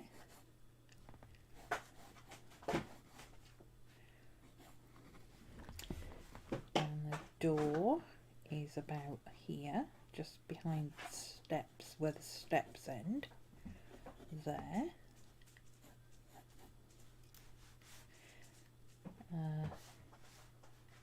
Let's see, perspective.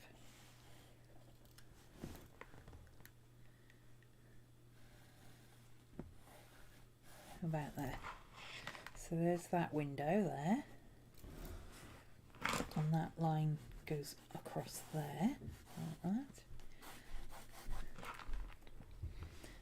This is coming back down this way, so there's that window. I don't know what I'm going to do with that canopy yet. That's going to be really hard to draw if I draw it. Got a post box. We've got a big sign of some sort. We've got railings. Railings coming down. Railings coming down.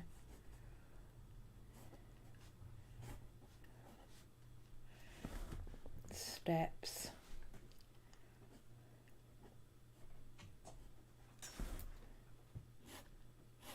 Steps. Step. Step. Step. Oh, I can't be bothered drawing that. Let's just stick a bush in front of it. There we go. That's easy enough. We could put some herbs. We could have some herbs here. We could have, I don't know what that thing is, but it's cool. Looks like kind of a thing that spins around in the wind, maybe. I don't know, but it's interesting. So let's put it in there. We've got a little, there's like a little toad thing. If that doesn't say which, I don't know what does. So let's put a little toad peeking out of here.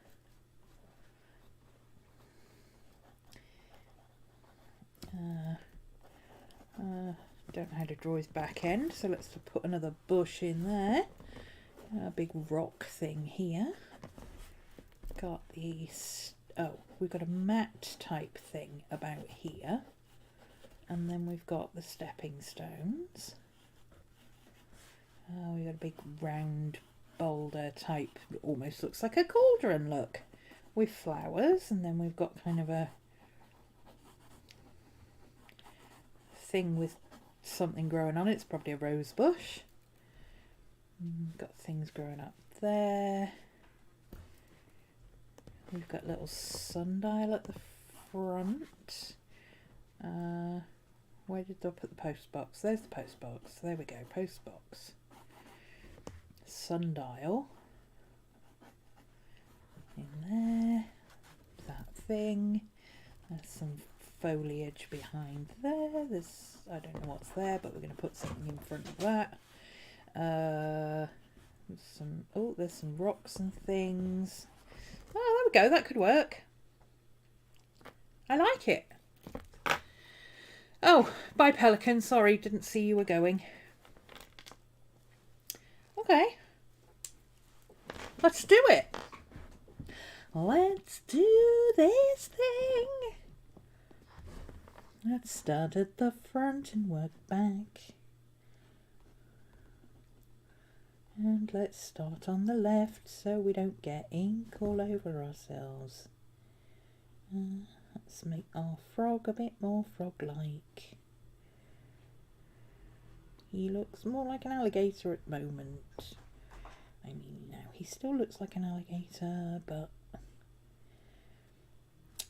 it'll do, it doesn't matter.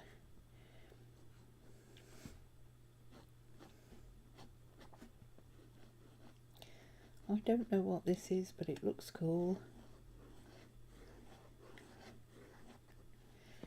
Maybe we could have some streamers coming off it. Well, now it looks like a fan. Never mind. We can have a pot along here somewhere with some... let's put some lavender in it, shall we? That seems appropriate.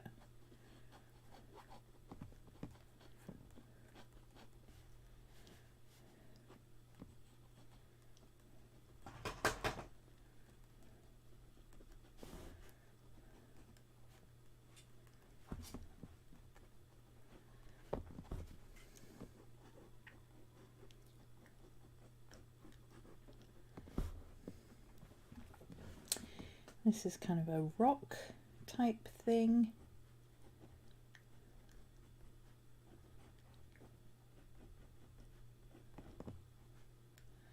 It's maybe got some little leaf things growing around it,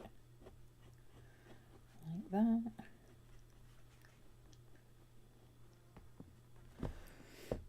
Okay. Yeah, a bit of a kind of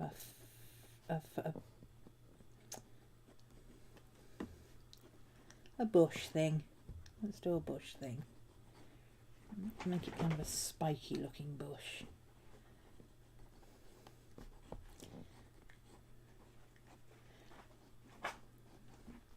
Could even make it look like holly if we tried. Maybe put some leaves at the top that look a little bit holly-like or a little bit prickly. Good for protection.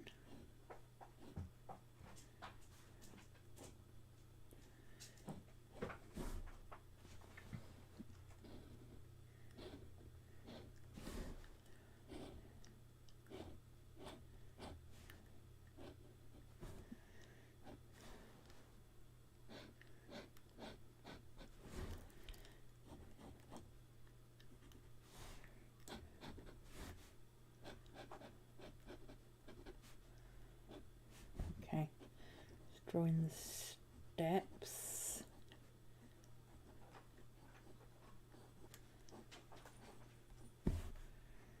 And the welcome mat.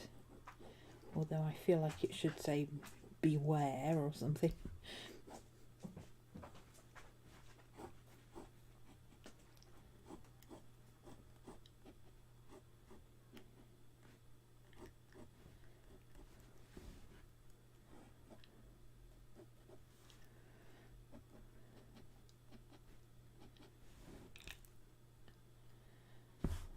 Okay, got some stepping stone things here. Right, I've got a bit too enthusiastic with that one.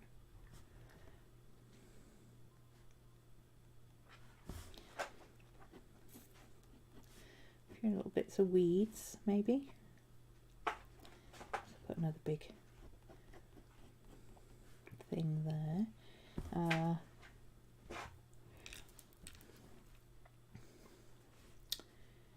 Okay, we could put maybe a taller bush up here.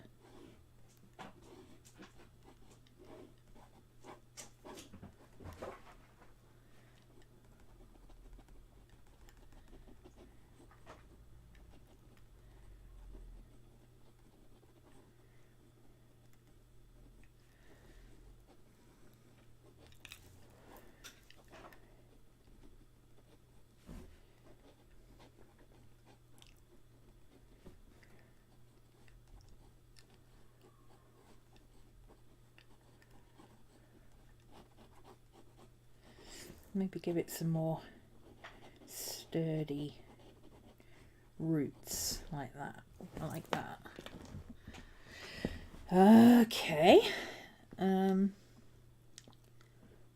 Maybe this could be more, I don't know, what can survive in California? Maybe fern, rock garden, succulent-y type things.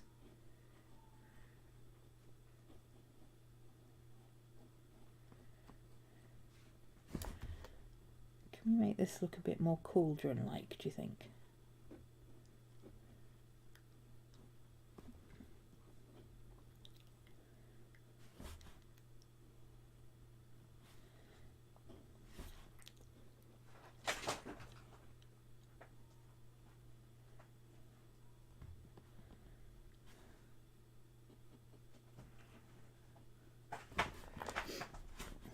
Yeah, not bad. Let's give it a handle and then it will look very cauldron-like.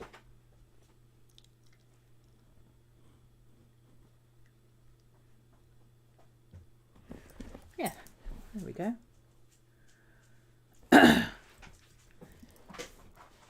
We're getting there, we're getting there. I don't want to go too crazy trying to detail this bush. I feel like just trying to get the basic outline of it will be enough. It's only basically there, so I don't have to draw that weird angle. Let's put a couple of gaps in it where maybe we can see some branch type things coming out. Maybe a smaller one down here that's a bit further forward.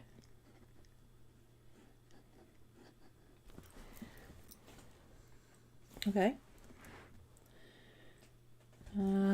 Right. So this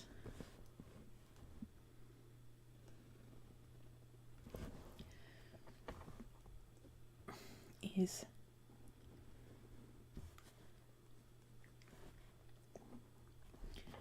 there, and this one is coming out here. Maybe we could have it going back. If these steps is kind of see-through,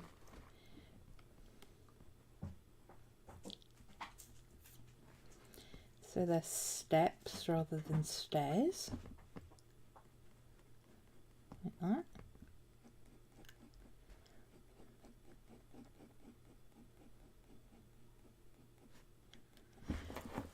Feels like it would work. Okay.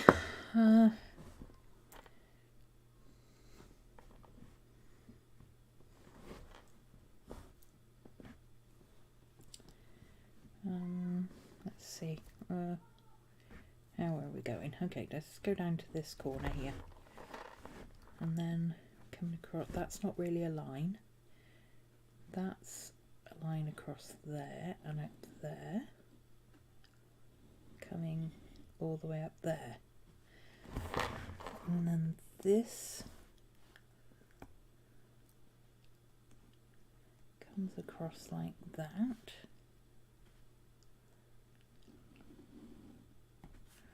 and that bit goes kind of, I don't know what that bit does, so we're just going to draw some more tree. Okay.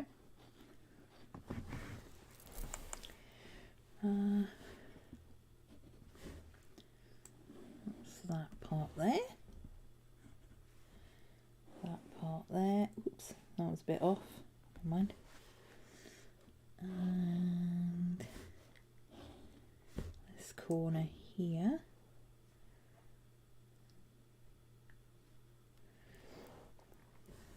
Let's draw the rest of this bit in first before we get too far across. Alright, now I don't like that tangent there, so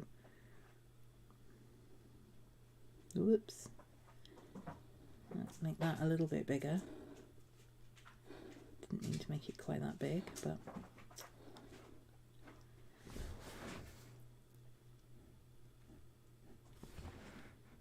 like that. The door on there is quite plain, but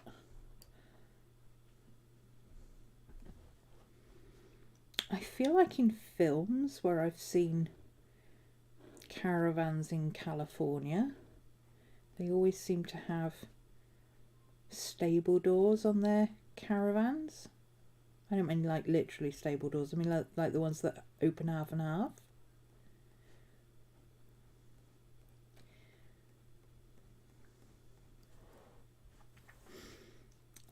Let's give this a section like that. Yeah, that looks alright. It's a little bit off, but it's mostly the lines on the shutters that are off actually, not the window. Oh, that's off. There we go, that's better.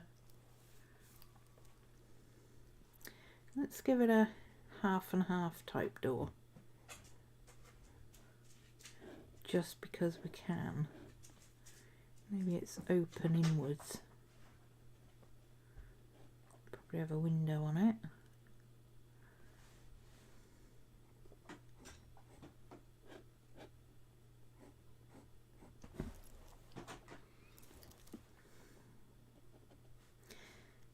Be the interior, wouldn't it?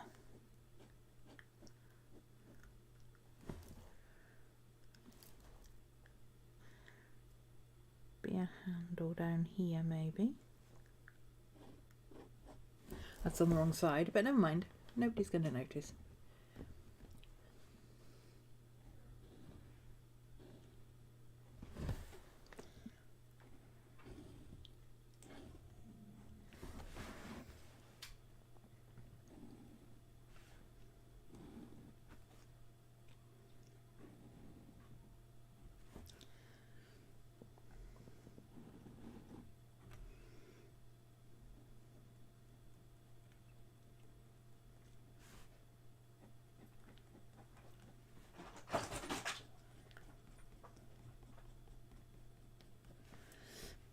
Okay, let's do a window there and a window there.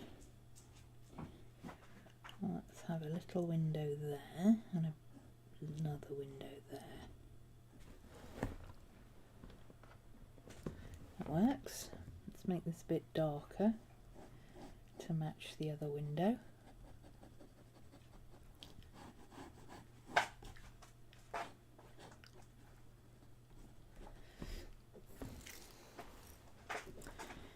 Okie dokie.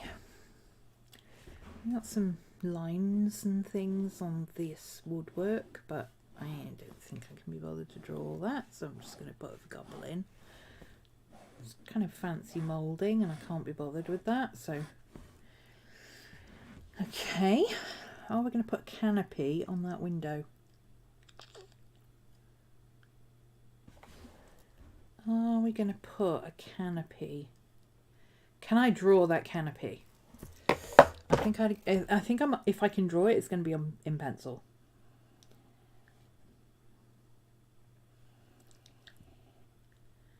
Okay, so it's going there. It's going there, but it's also going back in perspective, so it's going to go about there, I think. So it's going to come down there, and then it's going to have a strut coming out there. Does that look right? Oh, it does look right, actually. Okay, let's do it.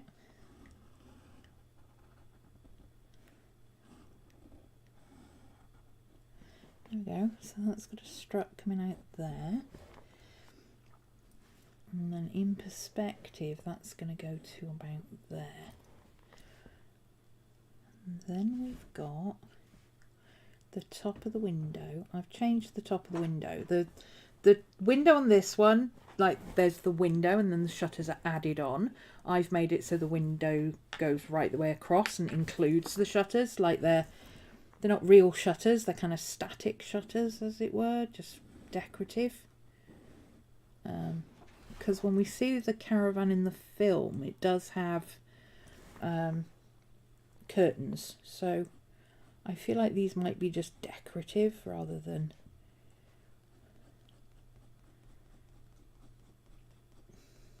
Because although they're not rich at all, They're very poor. We know that. She does.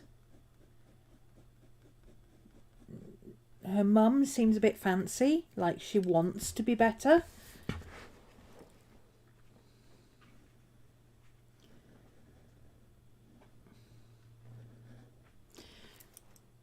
It kind of... The apartment, the way they pick an apartment that's like way up, like penthouse style. And then what they buy, they don't buy loads of stuff, but what they do buy is quality, and it's what they really want. So she strikes me as the kind of person who would try to have a nice place and make it look a bit fancier than it really is. So, I don't know, decorative shutters that are decorative but pointless seem like the kind of thing she would do. It's essentially the external equivalent of throw pillows. She strikes me as a throw pillow kind of person. Looks pretty spot on. Oh, cool. Okay. Well, you're from the area. If anybody can tell us what a California caravan type place might look like, you're the person. So that's pretty cool. I'm not sure about this sign thing. I mean, I quite like the idea of having something there, but I don't know about having a sign necessarily. Well, let's start this side and work our way around. So we've got this rose bush thing. Let's draw the rose bush in first.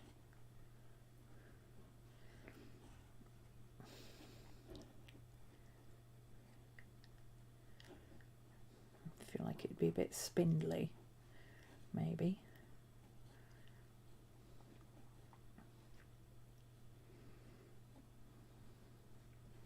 Maybe give it a few flowers on it so it looks like it's in bloom. And then we can draw the thing it's tied to keep it up.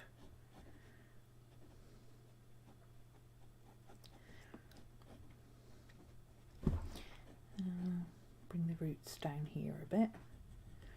There we go.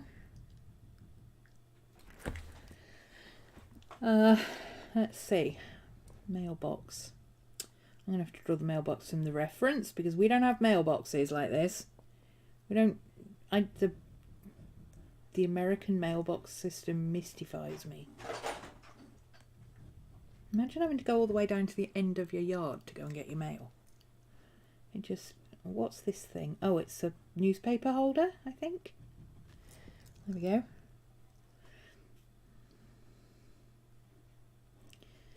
Got some things on there. It's on a pole. No, it's on a 4x4. Okay, and then we'll put some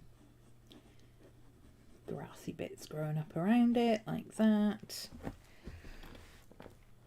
Oh, the sundial. Okay. Let's do the triangular bit of the sun. Oh, that's a shark. Well, if I want to draw a shark, I know how. The sundial seems to be kind of six-sided. I cannot draw a hexagon in perspective at that angle, so we're just going to make it kind of wonky shaped and go with it, okay? Like that. We can put a bit of greenery behind there so we don't really know. When in doubt, greenery. Add bushes, add shade, whatever it is. Just add something, make it look like it's supposed to be there. Okay, so this line is coming up here now. What am I going to do with this bit? What can I... Oh, I could put like a... Oh, I know. Like a storm lantern type thing. We could have a storm lantern. Let's do that. Let's stick with the 4x4 theme that we've already got going.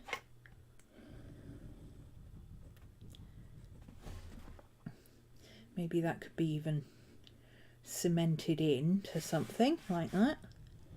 so it doesn't fall over. And then we've got, it's got a crossbar coming out, so maybe we don't have a crossbar. Maybe we have, oh I know, maybe we have one of those bracket things, like that. Looks kind of witchy, right?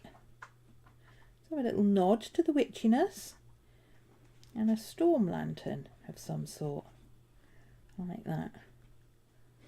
I feel like that's kind of appropriate. Not quite sure what a storm lantern looks like, but it seems to be that kind of thing with a... oh, they have those reinforced bars going across, don't they, like that? There you go, that looks like a storm lantern, right? I think so. It looks like a bird in a cage, but it could be a storm lantern. We can add a bit of glowy to it. This needs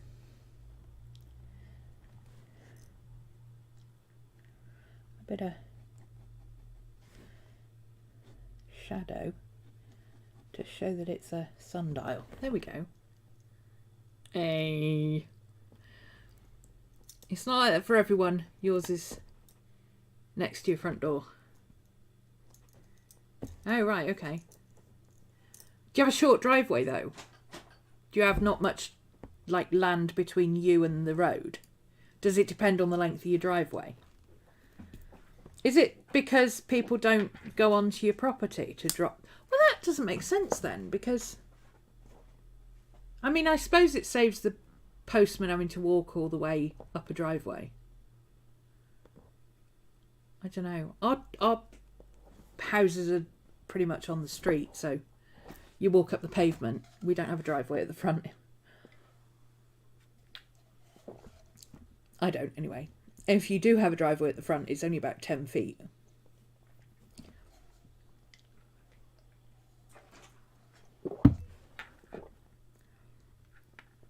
It's a cosmetic thing. Oh, right, okay.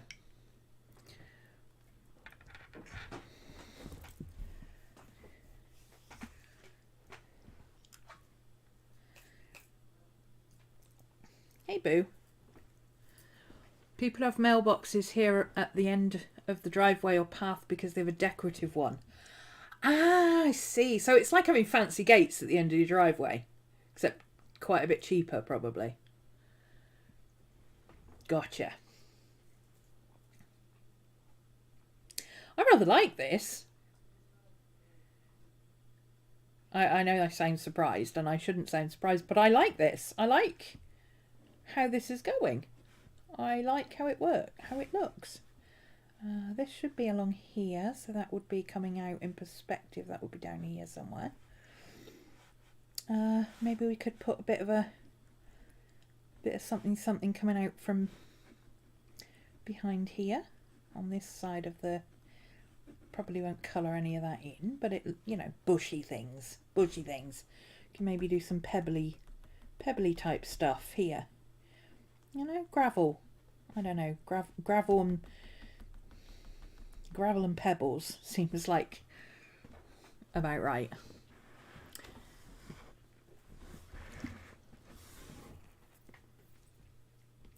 I'm really pleased with that. I can't believe I've got that kind of meeting in. I can't believe I managed to get this. I think starting with this corner and working back along that side and then figuring out where that corner is by bringing that one in really helped to get that angle. It's not bad, is it? I'm pretty happy with it. But it also doesn't look completely straight, which makes it look like it's maybe a little bit older. It's warped over the years, you know? I like it. I like the darker windows. So I'm going to go just put a little bit of shading into these rims here. I just feel like it looks...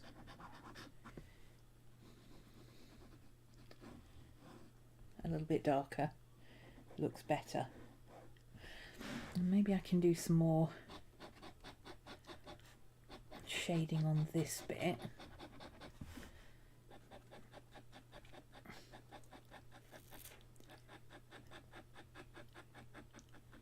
There we go. That's better. Looks better. Looks better. I think we need some detail down here, but I don't want to go overboard with it. So I think what I'll do, I'm trying to find somewhere to put my hand that doesn't involve getting my hand in wet ink. Let's just do some, I don't know what it's called, like galvanized steel type. I don't know, just something we can put in the background here just to ground it, so that we don't just have a big empty space. We've got something that we can say, oh yeah, look, there's the corner of the trailer, look. And we know that because it goes all the way around there, and then it goes all the way around this way, like this.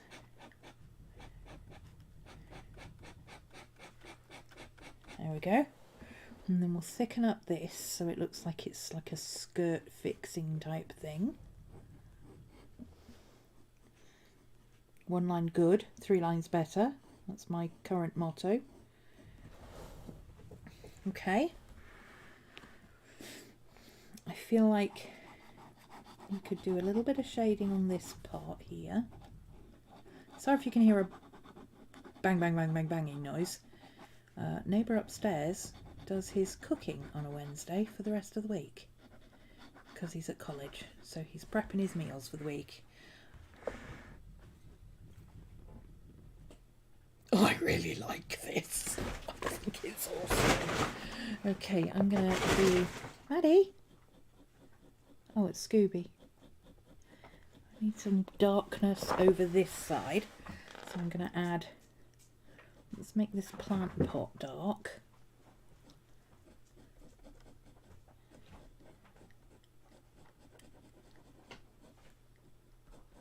There we go. And then I still don't know what this thing is. I think it's just kind of decorative something or other, but let's pretend like we know what it is and just make it look like it's supposed to be something. And then I think what we need to do, we need to put shade across all of that, but we need a light up here, don't we? Let's do another one of these, like a little one up here like this.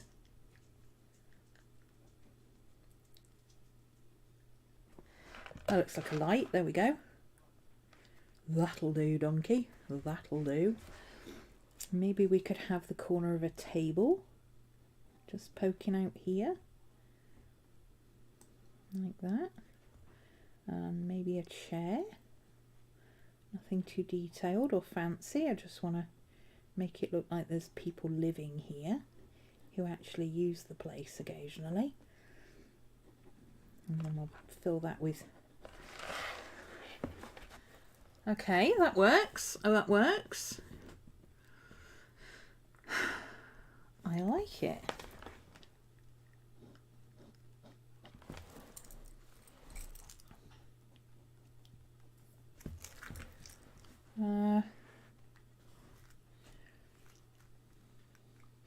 There's a lot of detail on this piece in the picture, but I don't want to add that. I don't think I want to do that.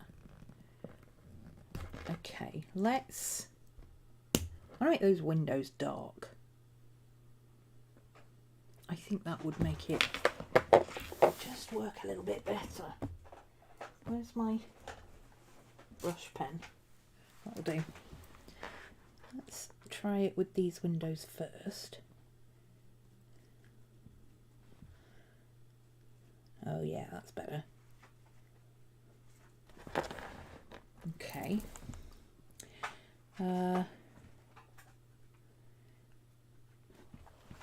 This is going to be dark because it's undercover. And at least that bit would be shaded.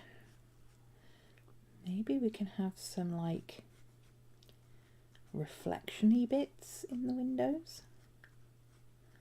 Like that. And then this one can be dark.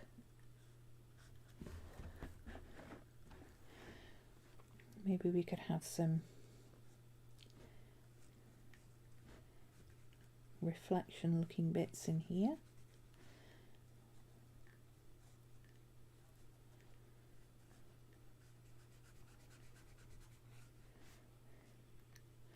Like they're reflecting the sky.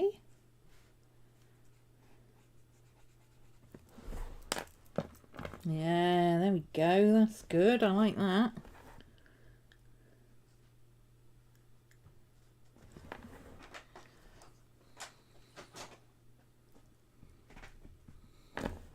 This needs to be darker down here because that's it. Look, it for some reason this side looks like it's in the shade. So I think this side needs to be a little bit darker here, but that side can have space. And now we're going to put all of that area under the porch in shade. And I'm not entirely sure how to do it, but I'm going to try something. This could go horribly wrong. Where would the light be coming from? Probably that direction, which means that shade would be roughly across there somewhere. So let's put all of this in shade here. Oh, I shouldn't have done it at an angle. Now it looks like spider webs, but that's okay too.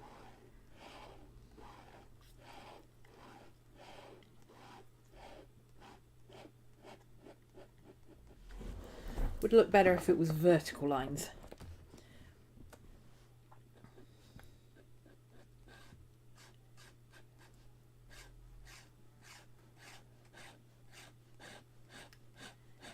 Yeah, vertical lines would have been better, but never mind. I'll know for next time. There we go. At least now it looks like it's in the shade without going too crazy with it.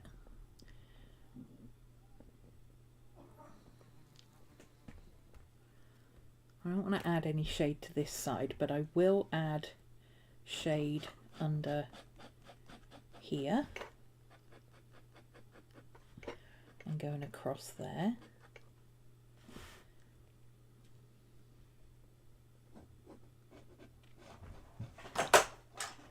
Hey, careful.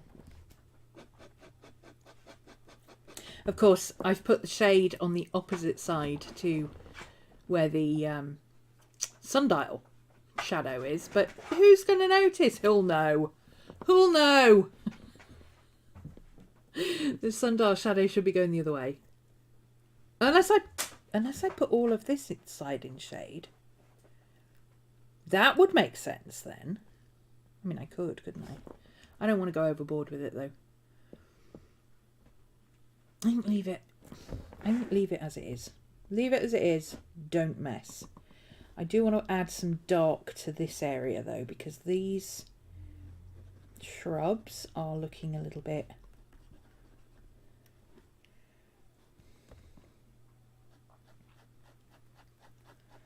I don't want to go overboard with the dark on this side. I just want to add some weight to this side of the page.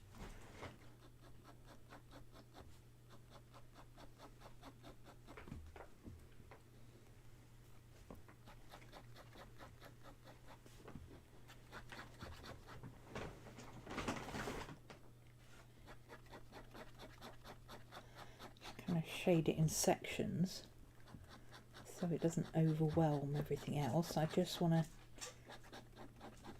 kind of frame the page. Plus this, if that area is in shade anyway, then this bit of plant would be in shade too. And then this bit would be actually darker because it's further down. And this would have some shade on it there because it's further down, and then so would this. And probably that as well.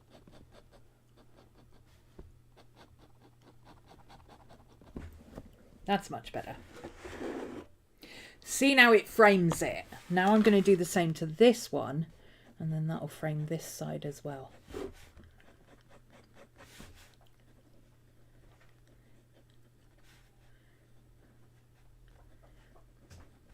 break it up into chunks. Like that. Get gradually darker as we go down.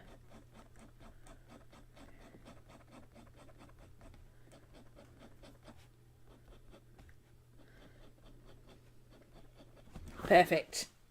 Love it. Love it. Love it. Let's add some texture to these stones. Don't want to go overboard, but we want them to look like they get walked on occasionally. Maybe add a little bit of depth in a couple of places. So they're sticking out of the ground, and there we go. I like it. The pen's working great. I haven't had any trouble with this pen at all, except that one time I had to like shake it a little bit. But that's normal with fountain pens. Occasionally you have to shake them because the air gets trapped. So I'm okay with just having to tap it occasionally. Okay, I think we're done. So this is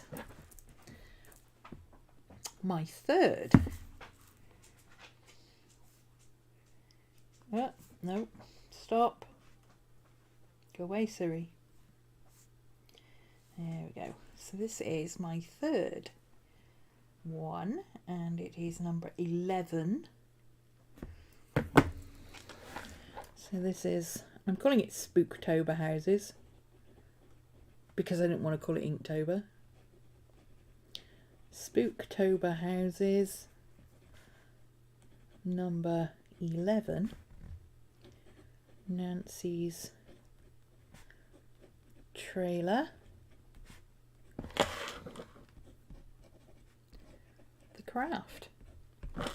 I watched The Craft Legacies. Oh my god. What a wasted opportunity. I rarely say this. I'm usually the person who watches a 6 or 8 mini-sode type thing and says, that would have been better if it was 2.5 hours long. That would work better as a movie. We didn't need all that spare time. But Legacies, Craft Legacies, oh my god, so many missed opportunities. How did Nancy end up pregnant when she was in an asylum? Was he her father? Real father? Did he hurt Nancy? Is that how she got pregnant? Where did the other girls come from? What's their background? Do they know they're witches? How did they find out they're witches? Are they family witches? There was so much that could have been done with that. It would have been great if it had been like 6 episodes or something. The brothers. How did Isaiah and Timmy end up together? How did that happen? How do you go from being best friends to suddenly getting it on? How did that happen? That doesn't just happen with boys. How did it happen? What happened?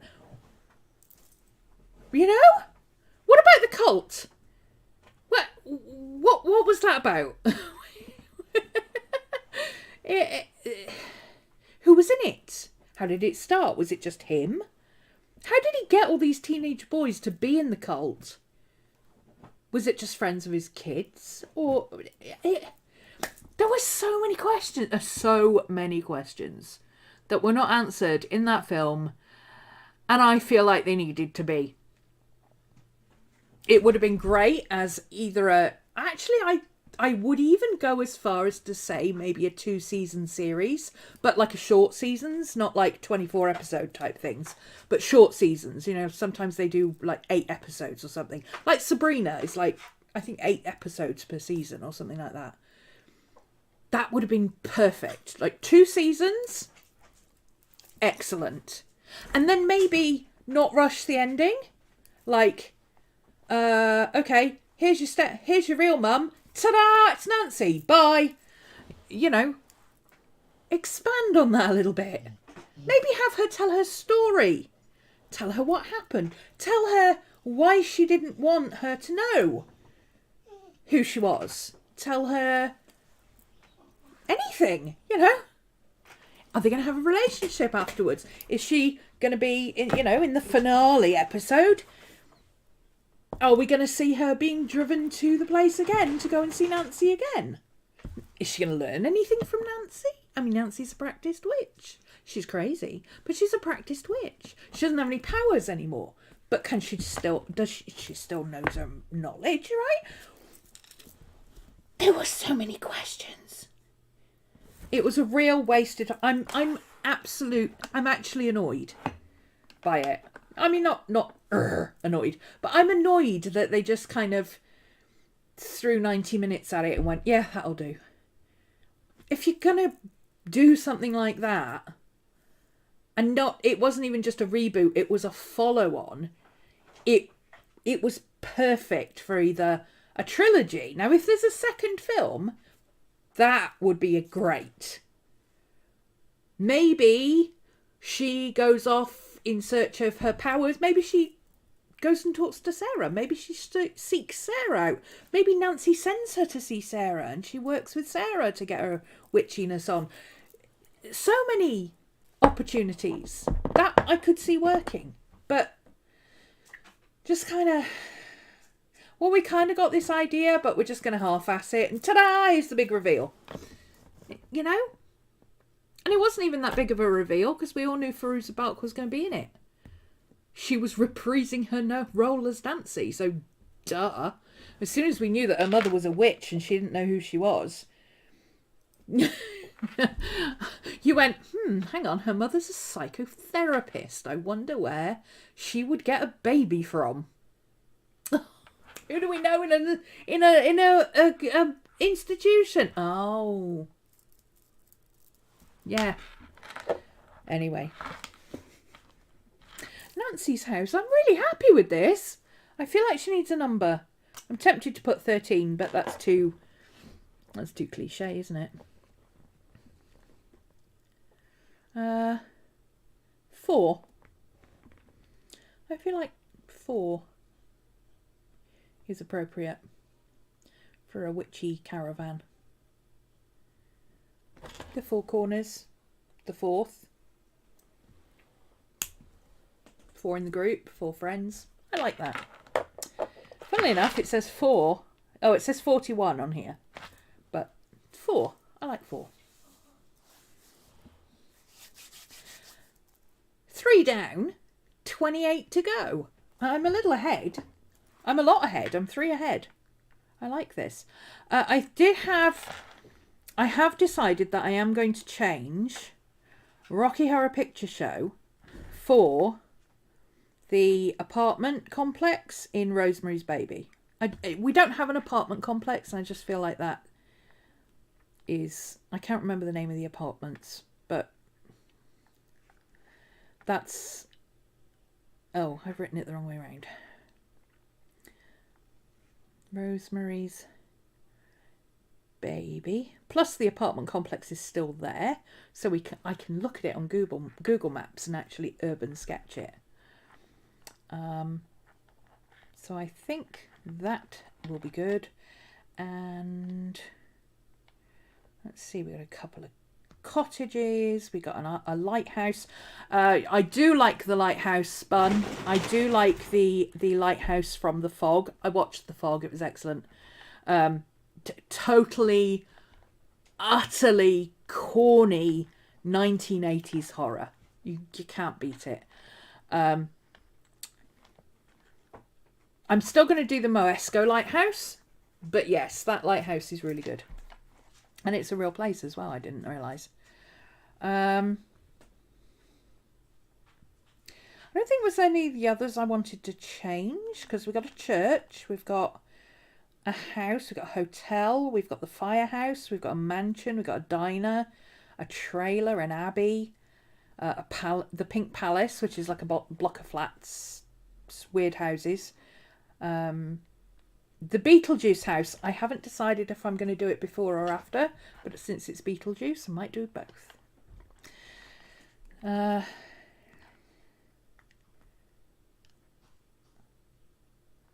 Yeah, okay.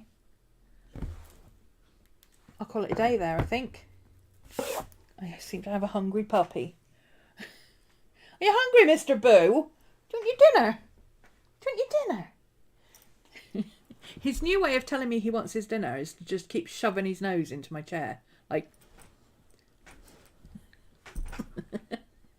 I've got a new dinner bowl coming for him tomorrow, and I'm hoping it's going to help him eat. It's like it's the same as Dante's bowl, actually. Bun. That's where I saw it on your video. And I thought, ooh. Because he can't, if he eats downwards these days, he just kind of smushes his nose into it. Whereas if it's at kind of an angle, he can scoop it up. So I've got him like this little trough thing. It's a rectangular trough and it's raised. It's like one of those little stool things, but it's got a trough in it and it comes out. Everybody's hungry. Yeah. I'm very hungry. A fluff trough. Thank you. That's what it's called. A fluff trough. Yes. And I even got it in the teal colour because I thought there was only... The black was out. I would have got black or red. That's me. I go for black or red. But I thought the options were white. No. We're not having white. I've seen how dog food stains white things. Grey. The grey was insipid. But I thought the teal was quite nice, actually. I wouldn't go for teal normally, but I think it's probably easy on his eyes and it'll be easy for him to see where his food is. He can't see very well, so I thought the bright colour with the dark food might help. Yeah, I noticed. That's what I liked about it. The fact that you don't have to take the whole thing, because the other one I've got is just an entire thing and it's got those little bowls in. But the bowls have corners. You know, like proper dog bowls have corners. But he can't deal with the corners. His food gets smushed into the corners. Don't put the black things on the legs. They don't stay on. Okay. Thanks for the tip. It looks about exactly the right size to sit here by my feet as well, which is where I feed him so that Maddie can't steal his food. I literally have to hang on to Maddie to stop her stealing his food. She's a bugger. But I really hope it'll help him because he can't stand very well to eat anymore. And the longer he stands, the more his back cramps up and he kind of hunches like a cat. So I think if he can sit and eat and just kind of scoop food into his mouth at this level, that'll help him a lot. Because he wants to eat, he just can't. It's just really hard for him. And I don't have time to sit and feed him for 4 hours a day, which was what would be required to hand feed him. But I think the trough will be really good. I liked the fact that you just lifted out the top of it and the actual stool thing just sat there. And I was like, that's what we need. It was horrendously expensive. It's cost me 50 quid. 50 quid. Which it's virtually 1-to-1 with dollars, so it's $50. 50 quid it's cost me, but if it gets him eating, it's worth it. It's worth every penny. I wouldn't stint on something like that for my dog. I just wouldn't. If it gets him eating, I'm happy. Plus, it looks like he couldn't tip it over easily, so... You have food stealing issues with your dog and cat. It's not that Maddie steals his food. It's that it's almost like she thinks he's going to get in trouble for not eating it. So the minute he stops eating, she's in there. And she's cleaning up after him. It's almost like she mothers him. Yeah. Well, I looked at them and I was looking at the price and I thought, that's expensive. But then I know how you are with your dogs and you wouldn't have spent that amount of money on it. If you tried it and it didn't work, you'd have sent it back. You wouldn't have spent that amount of money on something that didn't work. So I knew that if you bought one of those and it were using it and it was working for him, then it would probably work for us. So. And if nothing else, he's got a bowl that doesn't have silly corners in it that he can just scoop food out of. Even if I end up putting it on the floor, it makes no difference. It's still going to be better than the one he's got. So I'm happy with that. Anyway. We're stopping now because he wants his dinner. He wants his dinner. Dog and cat battles. Dog and cat bowls can be expensive, but dog and cat bowls can also be expensive.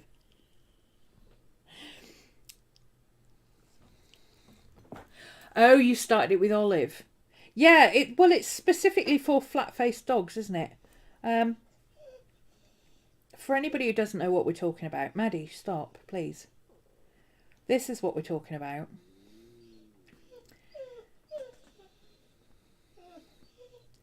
Horribly expensive they are. 50 quid this cost me. But you see this thing in the middle? That comes out completely. So the little stool holder thing can stay, but you can take the top out. And it's got corners. It's kind of got corners at the end, but the rest of it is shaped. Maddie! Stop! Stop! I know he's hungry. Give me a second. The rest of it is scooped, and it's got a high back. And one of the issues I have with him is that the bowl he uses at the moment, which is just an ordinary round metal bowl, he scoops it and it all ends up going over the back of the bowl. So I think this will help him a lot, even if that ends up sitting on the ground and not in the trough. I think it'll work for him. So, and if it doesn't, it's okay, because my friend next door has a Frenchie. I'm sure she'll appreciate it for her dog.